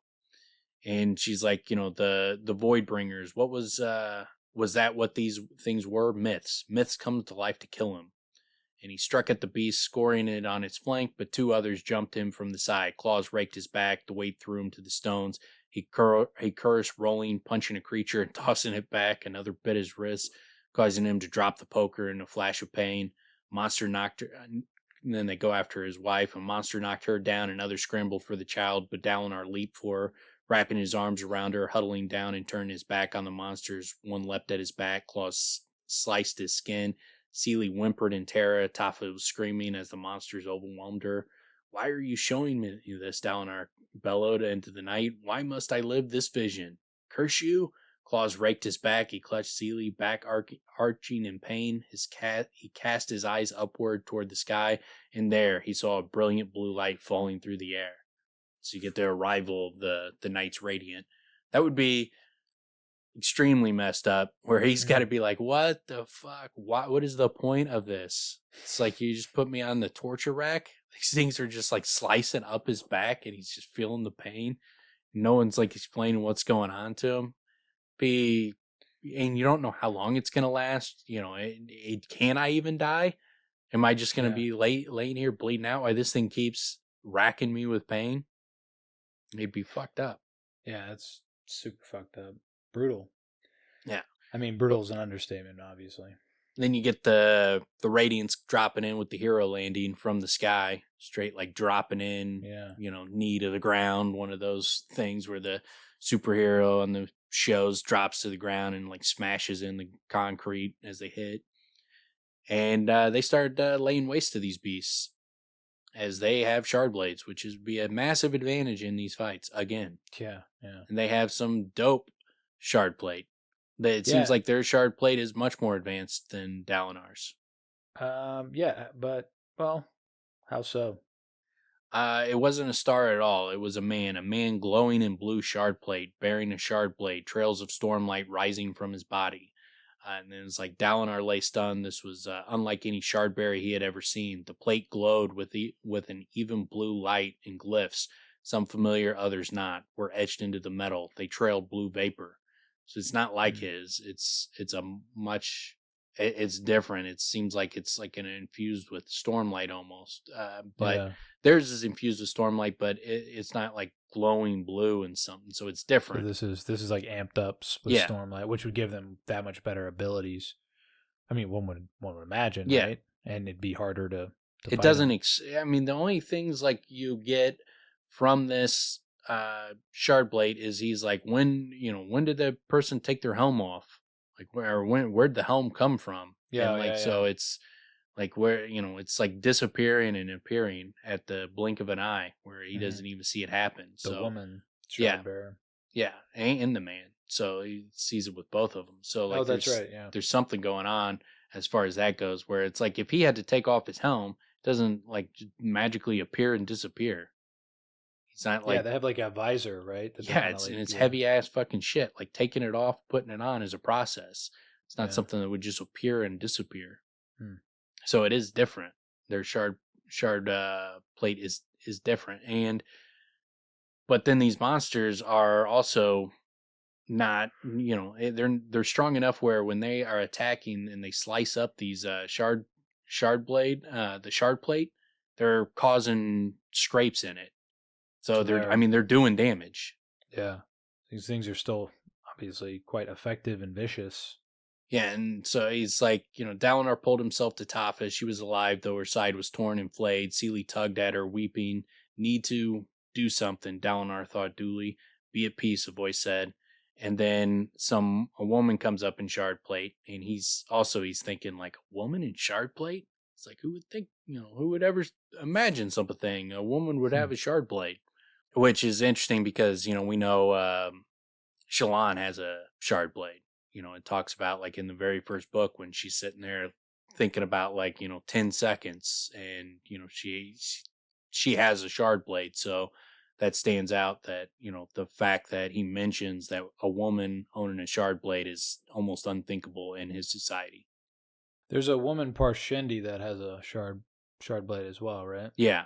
He doesn't even know it's a woman though. He doesn't know it's a woman, Parshendi. Dalinar doesn't. No, I know. I'm just Yeah. saying we know. No, Yeah. I know. Yeah. Yeah. Yeah. So, but that stands out. But yeah, so this woman comes up and she heals him. Like, and he says like the woman had light tan eyes that almost seemed to glow in the night, and she wore no helm. Her hair was pulled back into a bun. She raised a hand and touched his forehead. Ice washed across him. Suddenly, his pain was gone. The woman reached out and touched Toph. The flesh on her side regrew in an eye blink. The torn muscle remained where it was, but the other flesh just grew where the chunks had been torn out. Skin knitted over it without flaw, and the female shardbearer wiped away the blood and torn flesh with a white cloth. So they got crazy powers too. So, I mean, she's just like using Robitussin, right? Yeah, she robed in. Yeah, she's from our world, and she's got some tussin, and she rubbed that tussin in. Well, maybe, and some dirt. Well, I was gonna say, but then ice washed across. So it's probably icy hot and a little icy bit of hot, tussin yeah, mixed icy together. hot, tussin, and dirt, and spit and vinegar. And Vicks Vapo Rub, Yeah. apple cider vinegar. Yeah. Supposed to heal all wounds, right? Yeah, Yeah. There you go. yeah. So that's what's happening. But yeah, like, so he's seeing these historical figures coming in, and he's seeing them flying through the sky, dropping down. They have special shard plate. They're glowing blue. They got glyphs on their shard plate. A woman shard blade owner steps in. She heals her wounds where they just knit back together. Like That's you just nuts. see the wounds heal and before your eyes. This would be like, hold on, I'm seeing a very primitive society, but then there's this. Like, how are these two things congruent? It's straight up fucking magic. The Yeah. healing thing is insane. I mean, all of it is, but especially the healing where it's like, wait, what? Like just seeing that happen, Yeah. freak you out, man. Yeah, and then it was like the female shard bearer turned to Dalinar. She had her helm on now. When did she put it on? Which is definitely noteworthy. And he goes and jumps in. Like, as he watched, one landed, scraping hit on the shard bearer in blue, and the claw scored the shard plate, digging into and cracking it. The danger to these shard bearers is real. He was just fighting them off with he's wearing clothes, just regular tunic and a poker, and he fucking killed two of them. That's how badass Dalinar is. Yeah. Uh-huh. These things are digging into shard plate, and he's sitting there, survived two of them and killed them. But yeah, and then so he goes in and he joins the fight, and he goes and stands toe to toe with them, and they're looking at him like, "What the fuck is this guy doing?" Like, this dude is coming in. He's basically fighting major monsters, and he's got like a piece of iron. Yeah, it's absurd. I mean, it's extraordinarily risky and unnecessary. Like seeing what they got going on. They're there to save everybody. I like, and the creatures, they don't retreat. They just keep coming until the last of them are dead. But I also like the fact that, he doesn't make it out like, they killed one, I took out two, and then they killed one. Like, he's just like, I basically was just trying to distract a couple of them, keep them. He's like, I wasn't really taking them out. I was letting the people with the actual shard blades do the killing. So he doesn't like go into this, because it's ridiculous to like go after she just healed you and you're going right back into the battle and throwing yourself at risk when these things are just slicing you to pieces. It wouldn't make a lot of sense, but he's just kind of distracting them and just being a decoy while they wipe up these guys.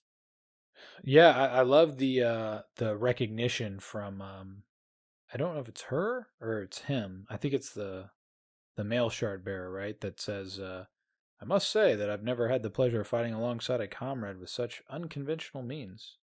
Yeah. Oh yeah, Makabaki. It always cracks me up when I hear that, Makabaki. Yeah. And then he's also, where had the man's helm gone? So he mentions that too. Like, he was wearing the helm and now the helm's gone. Like, if he took his helm off, it would be there. So there's something going on there. There is a part I was wondering about with Tafa, and where she says, "You came, bless the Almighty." Yeah, she looks up awed, and there was a moment earlier where she says, "Sweet wisdom of Batar," where she's just like holding her child close. It was around the time like when Dalinar's, "This isn't a vision, this is a nightmare." So it was like around when I think they're still in the house. Yeah, they're still in the house, and everybody's kind of freaking out.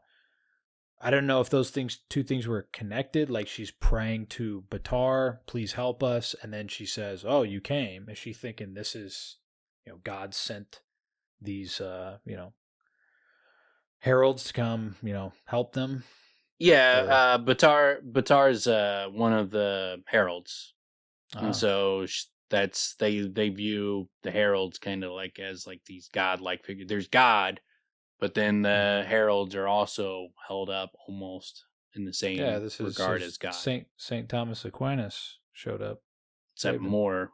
I mean, even more so. This is more like Jesus, as God, like a God in flesh is more what it is. That's how they view them. They pray to them, and I mean, they're praying to them like they're gods. That's kind of how they view them. Is more closer to God than like a saint, a patron saint. It's not. I wouldn't describe them as like a Mother Teresa or something like that. It's like more of an actual God, like a Marilyn Manson. Yeah, or Marilyn Monroe, someone you just worship. So like a Michael Jordan, then, Yeah. Yeah. Yep. Yeah, exactly like a Michael Jordan. Batar, surprisingly, is like the Tin Herald that was known for her dunking skill. That's one of her most promising attributes. Is she was always winning their dunk competitions. I bet they use that. I imagine they use a lot of that skill as they're just cutting things up in the battles. They're like, "Oh, alley-oop," and they're getting all jacked up on the sideline like guys do in, college basketball. They're holding threes and shit. Yeah, but that's who she's praying to, is one of the heralds, who is like, Kalek and the other guy that was with Kalek in the Prelude and Tone. Those are all heralds. Batar would be one of the people that would have been sent back to be tortured. But she punked out with Kalek and the rest. But yeah, and then so Dalinar when he's looking at the people, he sees, where their eyes glowing, leaking stormlight. So we can, surmise that they're surge binders is what's going on. That's how they're flying is surge binding. That's what, Kaladin's able to do. Like the stormlight kind of glows from his eyes. Same thing is described with Seth when they pull in that stormlight. It's kind of like leaking from their body. That's what he's seeing here, is he's seeing people who are infused with stormlight. So these are surge binders. The Knights Radiance were surge binders. That's a piece of information we learn here. So I mean, they're fucking monsters. I mean, not monsters, but you know what I mean. They're fucking amazing. Yeah, they have amazing abilities. They can do a shit ton of. Plus, they're wearing shard plate. Yeah, Kaladin. Shard blades. Give like Kaladin, like the dude flying. Like that would be like Kaladin with a shard plate and blade that he just turned down. except for And theirs more is of even a better. and more of a sunny disposition, perhaps, because he decided to take the shard plate. If if Sanderson ever writes it where Kaladin has a sunny disposition and he's really happy, like something really bad's about to happen to him. He's about to die. He's about to lose a leg. Yeah. This It's is the not going to moment. end well for him. If he is really happy, like shit is about to get much worse. If he's really sad, then, maybe we're about to turn a corner. But there's no happy-go-lucky Kaladin. Like if he gets to that point, like, oh man, the downfall from that is going to be brutal. Sanderson is going to have like someone kick him in the testicles, like on a torture rack for a month straight. Jeez. That bad, huh? Yeah. Well, it beats the piss out of him. But yeah, and then so Dalinar looks at the symbols on their shard plate, and he's like, recognize the symbol, the particular pattern of the stylized double eye, 8 spheres connected with 2 at the center. It had been the symbol of the lost radiance back when they'd been called the Knights Radiance. So he recognizes what they are at this point. And so then we know now that they're surge binders. So who trained you in the sword? The male knight asked Dalinar. And I love that aspect. She's like, this dude, he knows nothing about the sword. I'm with him like 24/7. I don't know what the fuck happened. He got hit in the head, and now all of a sudden he can speak 8 languages. He's a great fighter. It's like something happened to his head.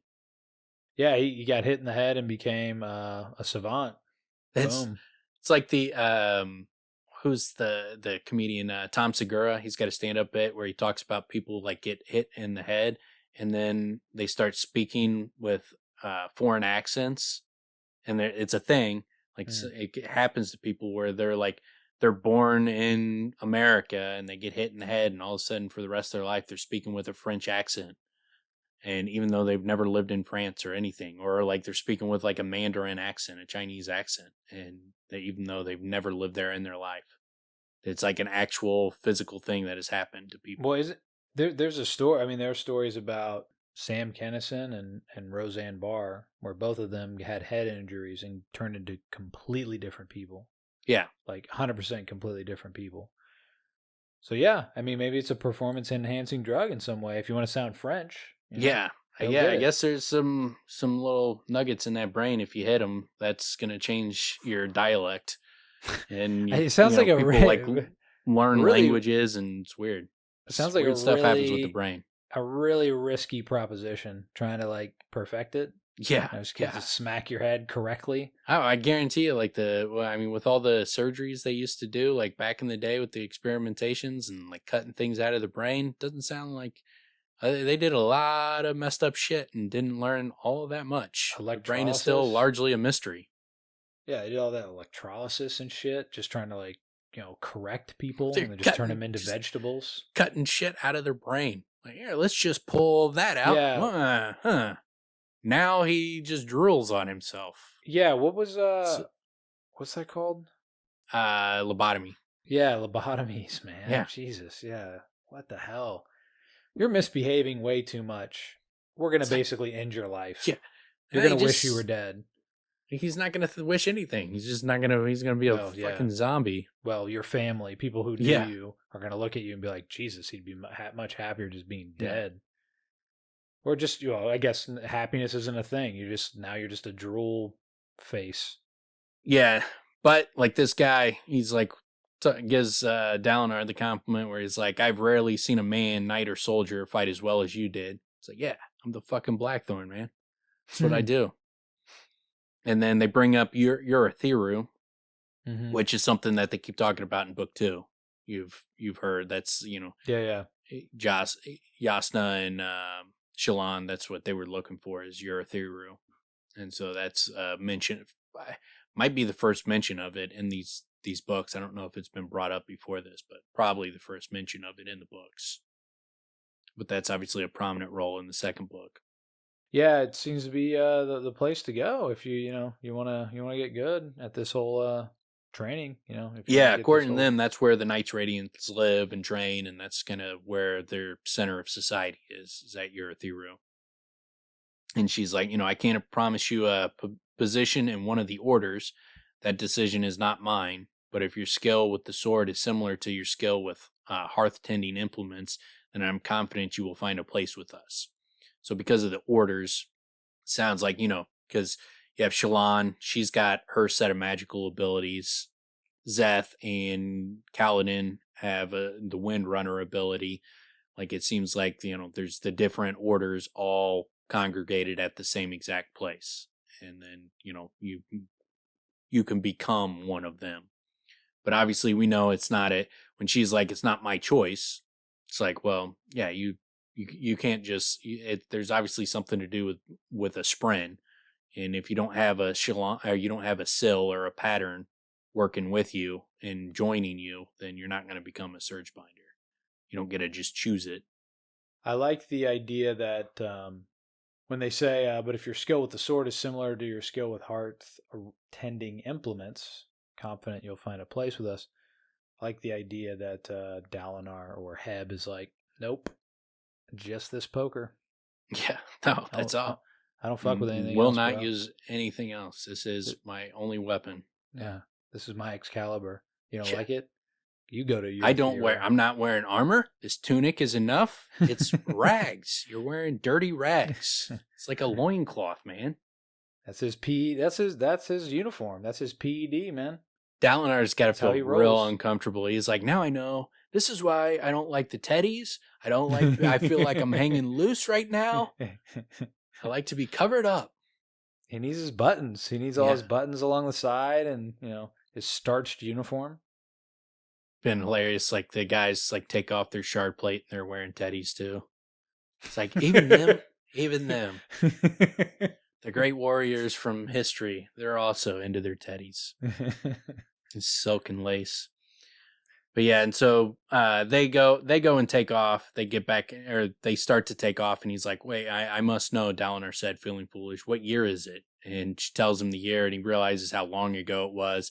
And then he also mentions that she had light skin, not pale like someone from Shinovar, but a natural light tan like an Alethi.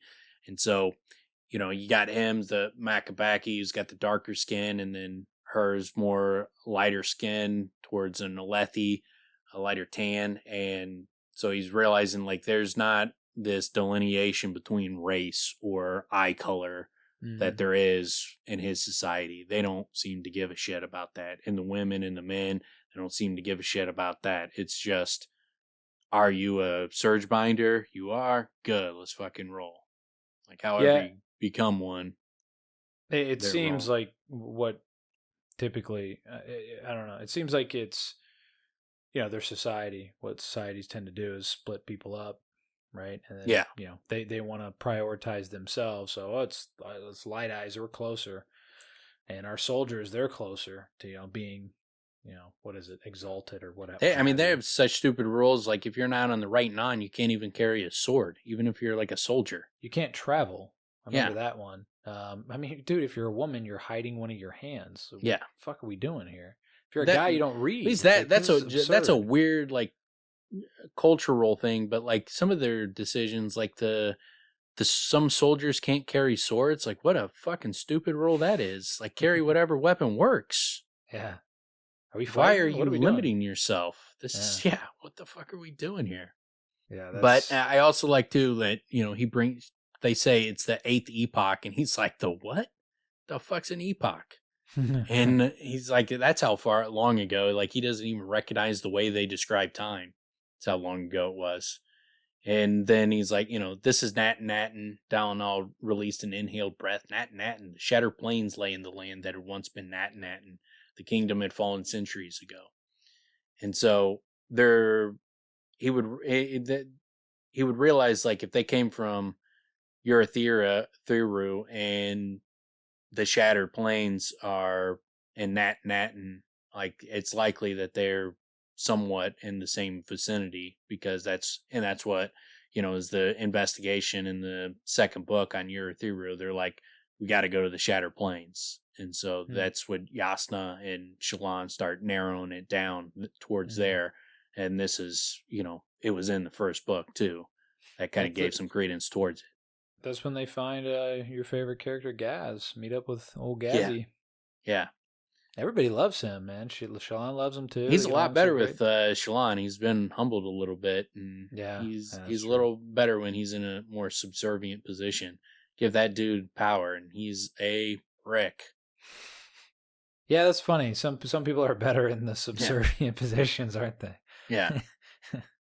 But yeah, and then we find out too, and when his wife's like, "Is your mind all right? Like, can you fix him again?" And she's do it like, again. I should Do save him again." regrowth for others who might be wounded." So obviously the healing power is they call it regrowth. And he's like, I'm fine. And they call Well, the world, they call it a Lethala, which is where Alethkar began. well, a couple things there. So, but it's also I should save regrowth. So it seems if they're using maybe they're using Stormlight. They run short of these things. It's not just like they can do this at at whim. Correct. There's a certain amount. Yeah, similar to like Kaladin, when he sucks in Stormlight, he doesn't have it for an unlimited time. He uses it up. By the way, perfectly set up for a video game, man. Yeah. What are they waiting on? Yeah. Stop fucking around here. So same thing with the Mistborn games. Like his books are especially geared towards video games, and I know he's in the midst of making a video game. I don't know, and I think they're close to some kind of announcement on it, but I don't think it's going to be based off of one of the major properties. But I think they are developing a video game. I guess. I don't know if, because he's been pretty tight with the details, but I think, it might just be an original world that he has helped create, similar like to George R. R. Martin helped with Elden Ring. It doesn't seem like I've played Elden Ring. It doesn't seem like Martin was like writing a ton of material, because it's not that kind of story where there's like a shit ton of story, but I think he just kind of guided them and gave them an idea of like some twists and turns you could have with the storyline. It's more so what Martin was doing, but I think Sanderson's working a little bit more closely on a video game than that. Well, I'm just like, in terms of how magic works, I mean, you're talking about being able to heal people. This is very video game oriented, Yeah. Get that health meter, and you got the Stormlight that you get to use. Then boom, you got that boost. Hit that thrill, I'd love to see that thrill meter. They get all jacked up, get all hulked out. Yeah. Start freaking out and screaming and shit. And you see the thrill like go up their leg and up their body. Starts down. I got the thrill up my leg.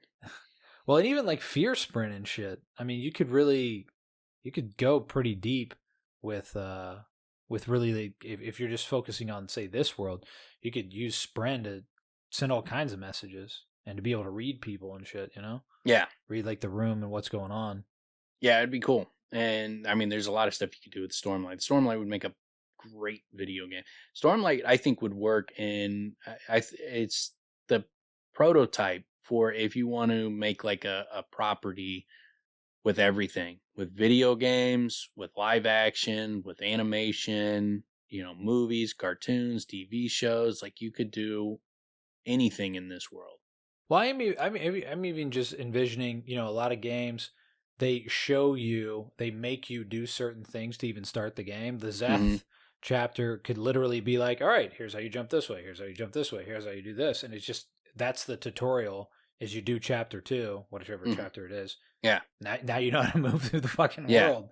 Now let's go to the next steps and do, And a lot of video games do that too, where you start off and you have like all the powers, and you see like what there's a Star Wars game specifically where you start off and you have like all the powers of the Jedi, and then you start over and you got to build up but you get the taste of what it is going to be like.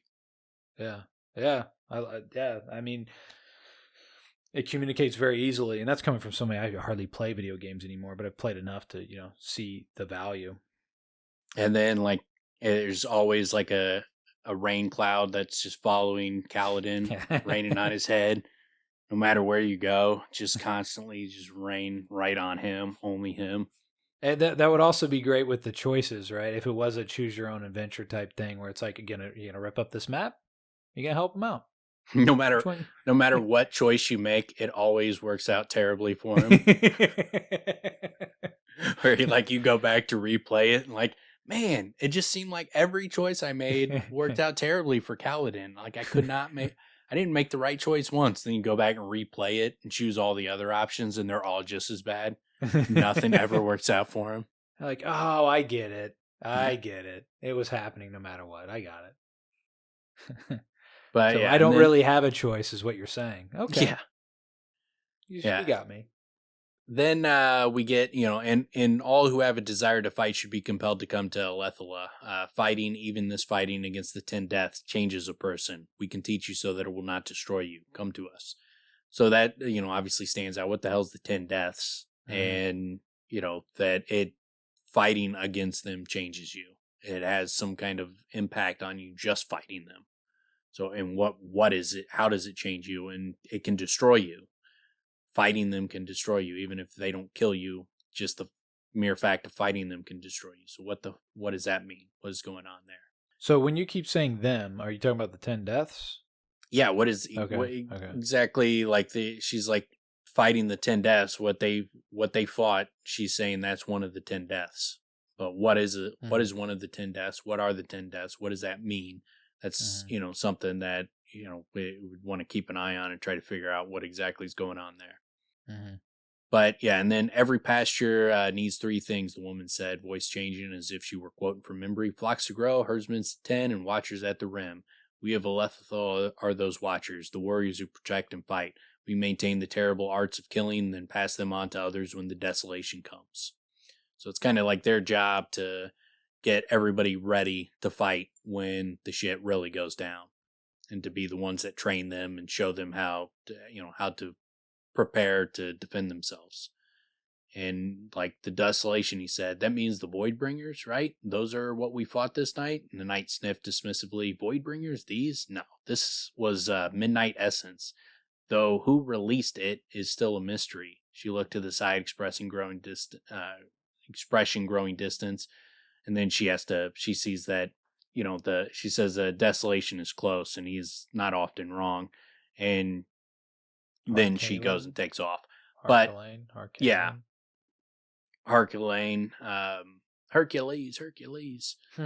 He says that a desolation is close. And so, but like that stands out as well, because you got like the Midnight Essence came from the Midnight Mother, and who released it. So it's not a person, it's an it. Wait, where does it say Midnight Mother?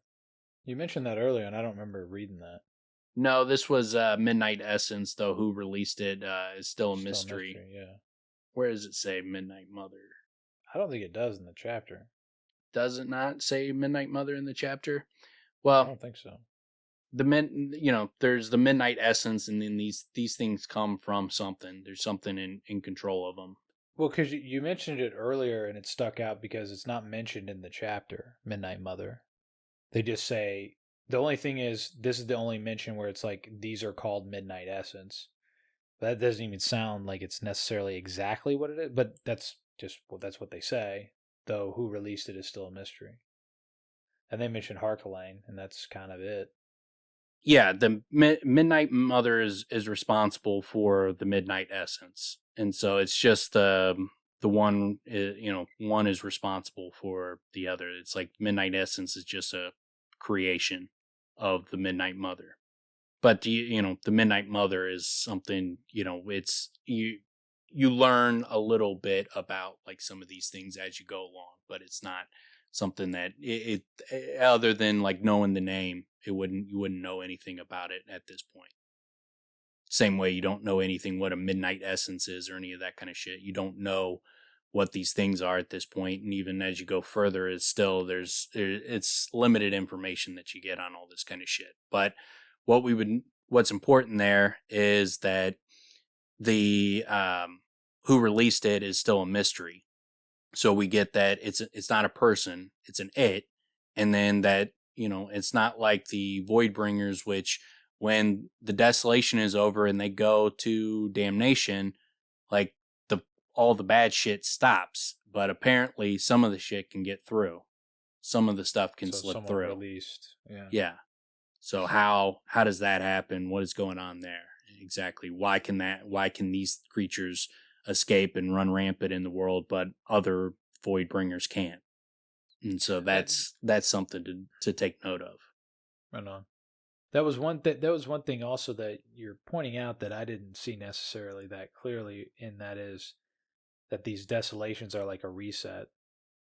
They just keep happening over and over again, and then once they go to damnation, that's the end of the desolation. So like they win the war, the desolation is the war. They win the war, but then the winning of the war means you go to damnation and get tortured, and then once you give up, another desolation starts. The war starts again. And the problem was though that they were giving up so quickly, and it was happening that the people were not having a chance to build out and to spread out their numbers and to have millions of kids and to get iron workers and make swords and fighting weapons. So they weren't advanced societies prepared for war, but wars keep happening over and over again, so that the Voidbringers are winning. They're eventually going to win. Because if this thing keeps happening, desolations keep happening one after another, eventually they're going to win. Which was why they were like, we just got to try something new. This isn't going to work. Yeah. The option of just getting tortured forever is not going to work. We can't resist anymore. That's interesting, because that's a similar path that Dalinar's on, where it's like, this thing we've been doing, it's not working. Yeah. They got to switch. They're switching up their game as well. At least he's trying to preach that. Yeah. Yeah, and then so, he goes, please, you have to tell me what this is. Why are you showing me these things? Who are you? Some servant of the Almighty? And then, like, Tafa steps in and as the voice of God. And I wish I could help you, Tafa said, looking at Dalinar but ignoring his questions. You have to unite them. Seemingly answering his question. But he doesn't tell him who he is. But if you're reading that the first time, it would be easy to see that you would think that Toph is responding to Dalinar. Mm-hmm. Which, again, this god really into being super vague and should have explained, like, this is a recording. You can't interact with me. Just listen to what I have to say. Use no reason to respond. I can't hear you. Just to give you a heads up, again, nothing you say to me, I won't be able to hear it. I'm not actually here speaking to you. This is a recording. It starts out with, what you're listening to is a recording. Yes. They were one once, Tafa. Or they were one once, the orders. Men, not without problems or strife. Yeah, and it's like, as you said before, but I need help. The things the knight said about Elhokar, are they true? Can we really be that way again? To speak of what might be is forbidden, the voice said. To speak of what was depends on perspective, but I will try to help. Then give me more than vague answers. At least tell me this, Dalinar said, grasping for a specific question asked. I have trusted High Prince Sadeas, but my son, Adolin, thinks I'm a fool to do so. Should I continue to trust Sadeas? Yes, the being said. This is important. Do not let strife consume you. Be strong. Act with honor, and honor will aid you. But that sounds like he's saying yes to Dalinar's question. But what it was saying is, like, to speak of what might be is forbidden. To speak of what was depends on perspective. But I will try to help. Yes, this is important. Do not let strife. It's completely the opposite. He's saying yes to himself. He's like, yes, good point by me. Yeah. Well, there's yes, I agree with me. Yes, good point, me. And there's also, there's pauses. Yeah. Right? So during the pause, it's like, hey, I'm going to ask a bunch of questions. Yeah. And then it's not like he's starting. It's difficult. Yeah, it's interesting to do that too, because you do fool the reader, in a sly way. But if you do go back, you can see from sort of the beginning of the conversation, it was disjointed, right? Where it's like, where did it start? I missed these times. Oh yeah, I missed these times. And he's like, who are you? They were one once. Like, that's not an answer to who are you. Yeah. But, Dalinar's pretty He's pretty hyped up, man. He's got that thrill. He's coming down off the thrill, and he's all, jacked up, and he's trying to get answers, and he wants those answers, so he's not really. No, he's getting like super vague, answers that don't really answer anything. And it's like, Well, and it's a weird sort of preach. Especially when you're like, commentary. all right, there's a massive war coming. I need these people to be prepared. So I got to find someone who I can talk to and convince them to unite everybody, get everybody together and fight this war. But then he doesn't explain I'm God, a voice. This is a recording. This is not me actually talking to you. We're not having a conversation. There's no back and forth. I'm showing you these things to teach you things, like to show you what happened so you can see what's happened in the past and you can learn from it. You can take things from it. But I can't have a conversation with you. I can't talk to you. Like if you can leave the other message. You could leave that message too. That could be step one, dream one.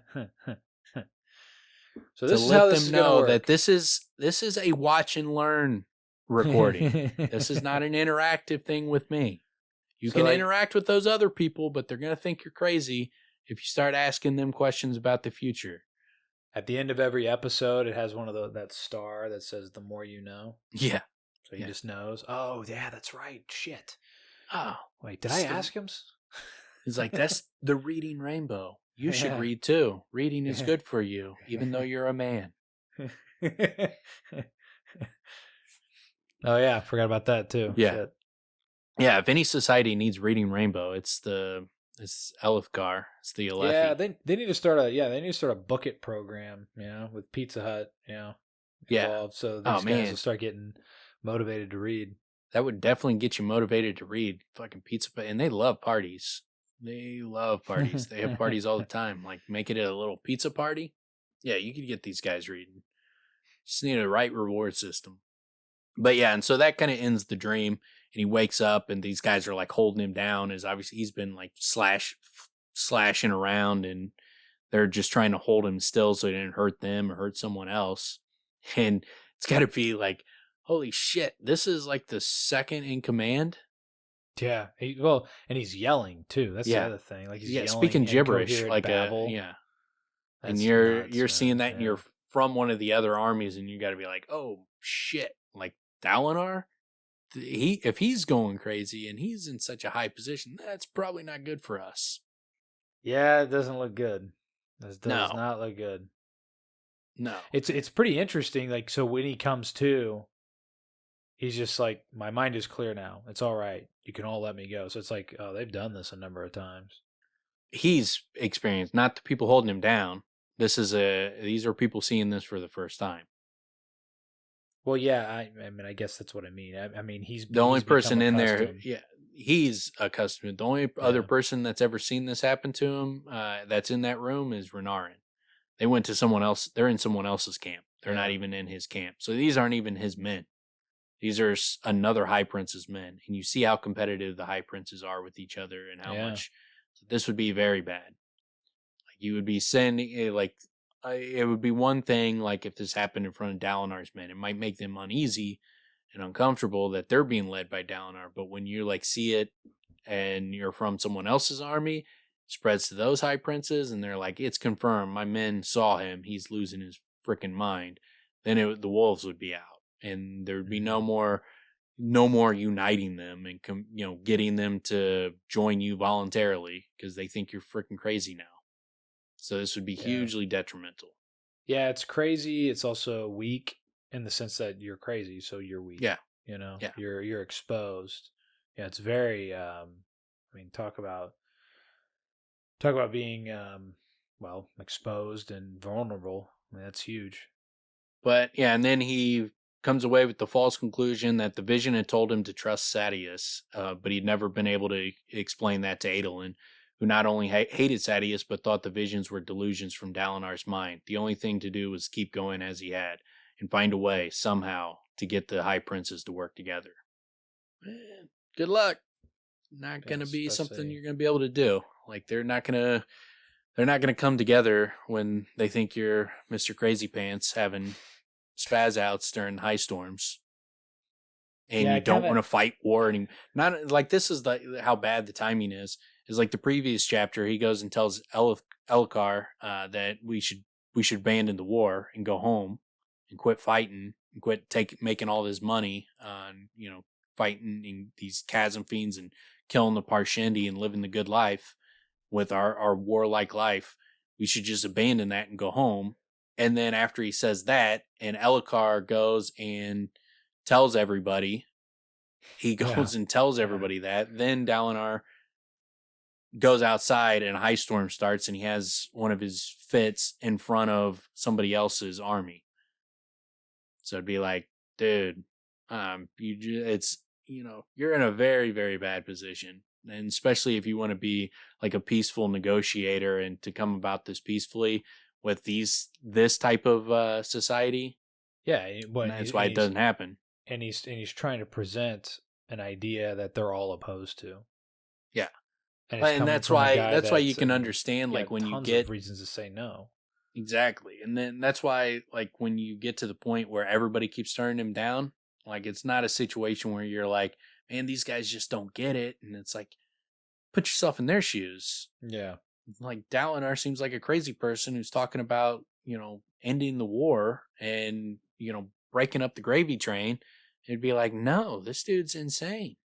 yeah. It's funny too. Like depending on the situation, when I mean, if you read it all about past wars, well, it's, depending on the situations, I mean, at times that person's a traitor. They're treated as a traitor. Yeah, It's like, wait, what do you mean you want to pull out? What do you mean you want to end this? Like, what so you're in favor of the enemy? yeah. I mean, you're a fucking traitor, and they basically want to like string you up in situations like that. A lot of times historically, so he's coming. He's playing a dangerous game, and his rep just keeps getting bashed over and over and over again. But he's like one of the forefathers on top of it of this like society, right? In terms of the direction they He's one went of in. the it's basically him, Gavilar, and Sadius forged Yeah. it all together into one kingdom. They waged Well, war on everybody else and pulled everybody together. and there's a bit of there's the instability. It's not exactly a power vacuum, but there's the instability of the fact that Gavilar's dead. Yeah, And well, that's what I mean. Like you had like these three brought everybody together at the point of a sword. It's not like they negotiated, and now you got Dalinar who used force to get a lot of these guys into this situation that they're in under one kingdom, and then now he's coming at them with like I'm Mr. Peacenik guy, and let's love man, let's hug it out, bro. And they got to be like, who is this guy? Like he's having crazy spaz outs every high storm. He's talking about ending the war, like the Blackthorn, talking about not fighting anymore. He used to, last time we saw him with his brother alive, he was passed out drunk at a table. And now he's like Mr. Sobriety who doesn't drink, won't drink more than like a cup of wine at an event, at a party. And he's just yeah, and then he's straight also like, laced and you must wear your uniform all the time. Yeah, this guy sucks, right? Yeah, it would be drastically different than who he used to be, and so it'd be like, what happened to this guy? I think he's got to be going crazy. Something's wrong with him. One of the recent chapters, also, that a lot of it's coming back to me. One of the recent chapters I've read, also, I think he admitted to Wit that they made a big mistake taking over at the point of a sword. Because we took over and told everyone this is the path. Well, the path was violence. The path was coercion, or whatever you want to put it. So he coming to that realization now.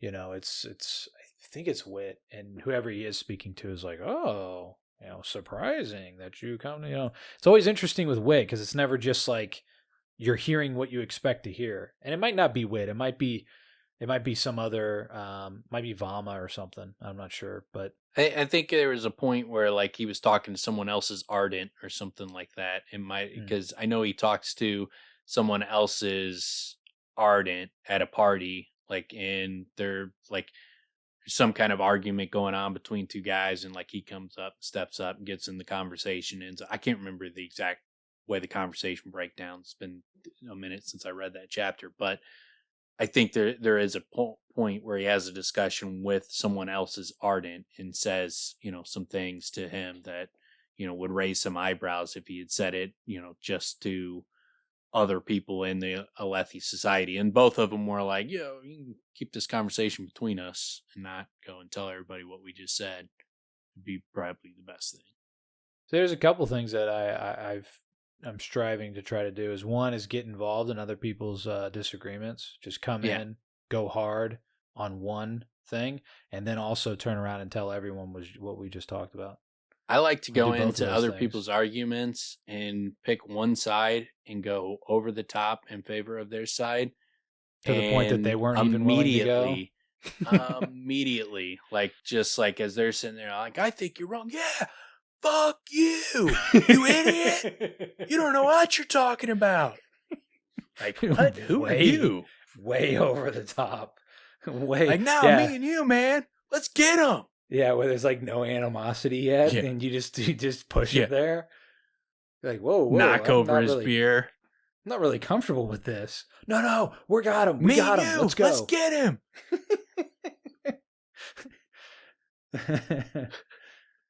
Yeah, I like it. I dig it. That'd make people really uncomfortable. See, that's the thing. I have all these This is where my mind goes a lot these days because I've moved into a new place with new neighbors and nobody really knows us at all. And I love toying with the idea of setting the most fucking awkward and like awful impression. I love the idea of it. I don't actually execute most times, but I really want to. I really want to do shit like that. But next It's a society we're living in. Okay, it's a society. I can't be wit in this society. I want to be, but But yeah, next episode we have Kaladin is back, and so we get a Kaladin flashback scene where he tries to perform the little impromptu surgery on the little girl in the road. Oh yeah, it's intense. And so it's a short one, but it's a bad one for him. He just lets the water off a duck's back again. Yeah, right? It doesn't really affect him much. One of those rare times where things doesn't go his way and it doesn't work out for him, but he takes it surprisingly super well. Yeah, he doesn't get hit hard and rethink his life or anything like that. No, but then and then we're back at the Bridge 4 camp, and I think this is when he starts devising the plan on how he's going to. He comes up with this plan for how he's going to keep these guys alive that he had to bring back that were injured in the last bridge run that they had to carry back because the other the guy that's in charge of that group of the bridge crews, said, we're not going to give them their money for their own rations. So if you want to feed them, it's coming out of your own food or your own money, and they're not getting paid while they're not running bridges. And so he's got to devise a way to keep these guys alive when they got no money coming in to buy supplies or anything. So that's where the plan to get the sap, the knobweed, whatever the milkweed sap or whatever it's called. Have we gone to the apothecary yet? He went to the apothecary. That's where Syl called the guy the old bag of skin with raisin face. Yeah. It was dead. It was dead carcass. Face. It looked like a corpse with skin or something like that. I can't remember how she described it, but it was brutal description. Yeah, you don't look like you're dead, but your face looks like your skin is dead. That's what you look like. No offense. I mean, you're pulling it off somehow because you don't look like you're dead, but you kind of look like you're dead. Yeah, someone was commenting to me, sitting there saying I never knew how much I needed Syl and Wit and Adolin, a show with them judging fashion. No, just cutting people down like Joan Rivers. Yeah, that's great. That's such a great idea. Syl, Syl doesn't typically. She's not nearly as vicious as the other two, but it would work. All the three of them, gives a good element. But yeah, certainly Wit and Adolin. 100% Wit. Man, dude's constantly cutting people down. It's fantastic. Yeah. I watched that show. What was her little cut down that she said? It was hilarious. He's old. Here it is. He's old, Syl said with awe flitting around the apothecary. Really old. I didn't know men got this old. You sure he's not decay spren wearing a man's skin? That's like worse than I thought.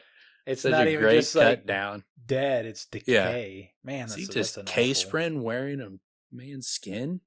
So then that the sort of spin on that would be like, it's not that you're dead, it's that you're decaying right in front of me. That's what you look like. Yeah.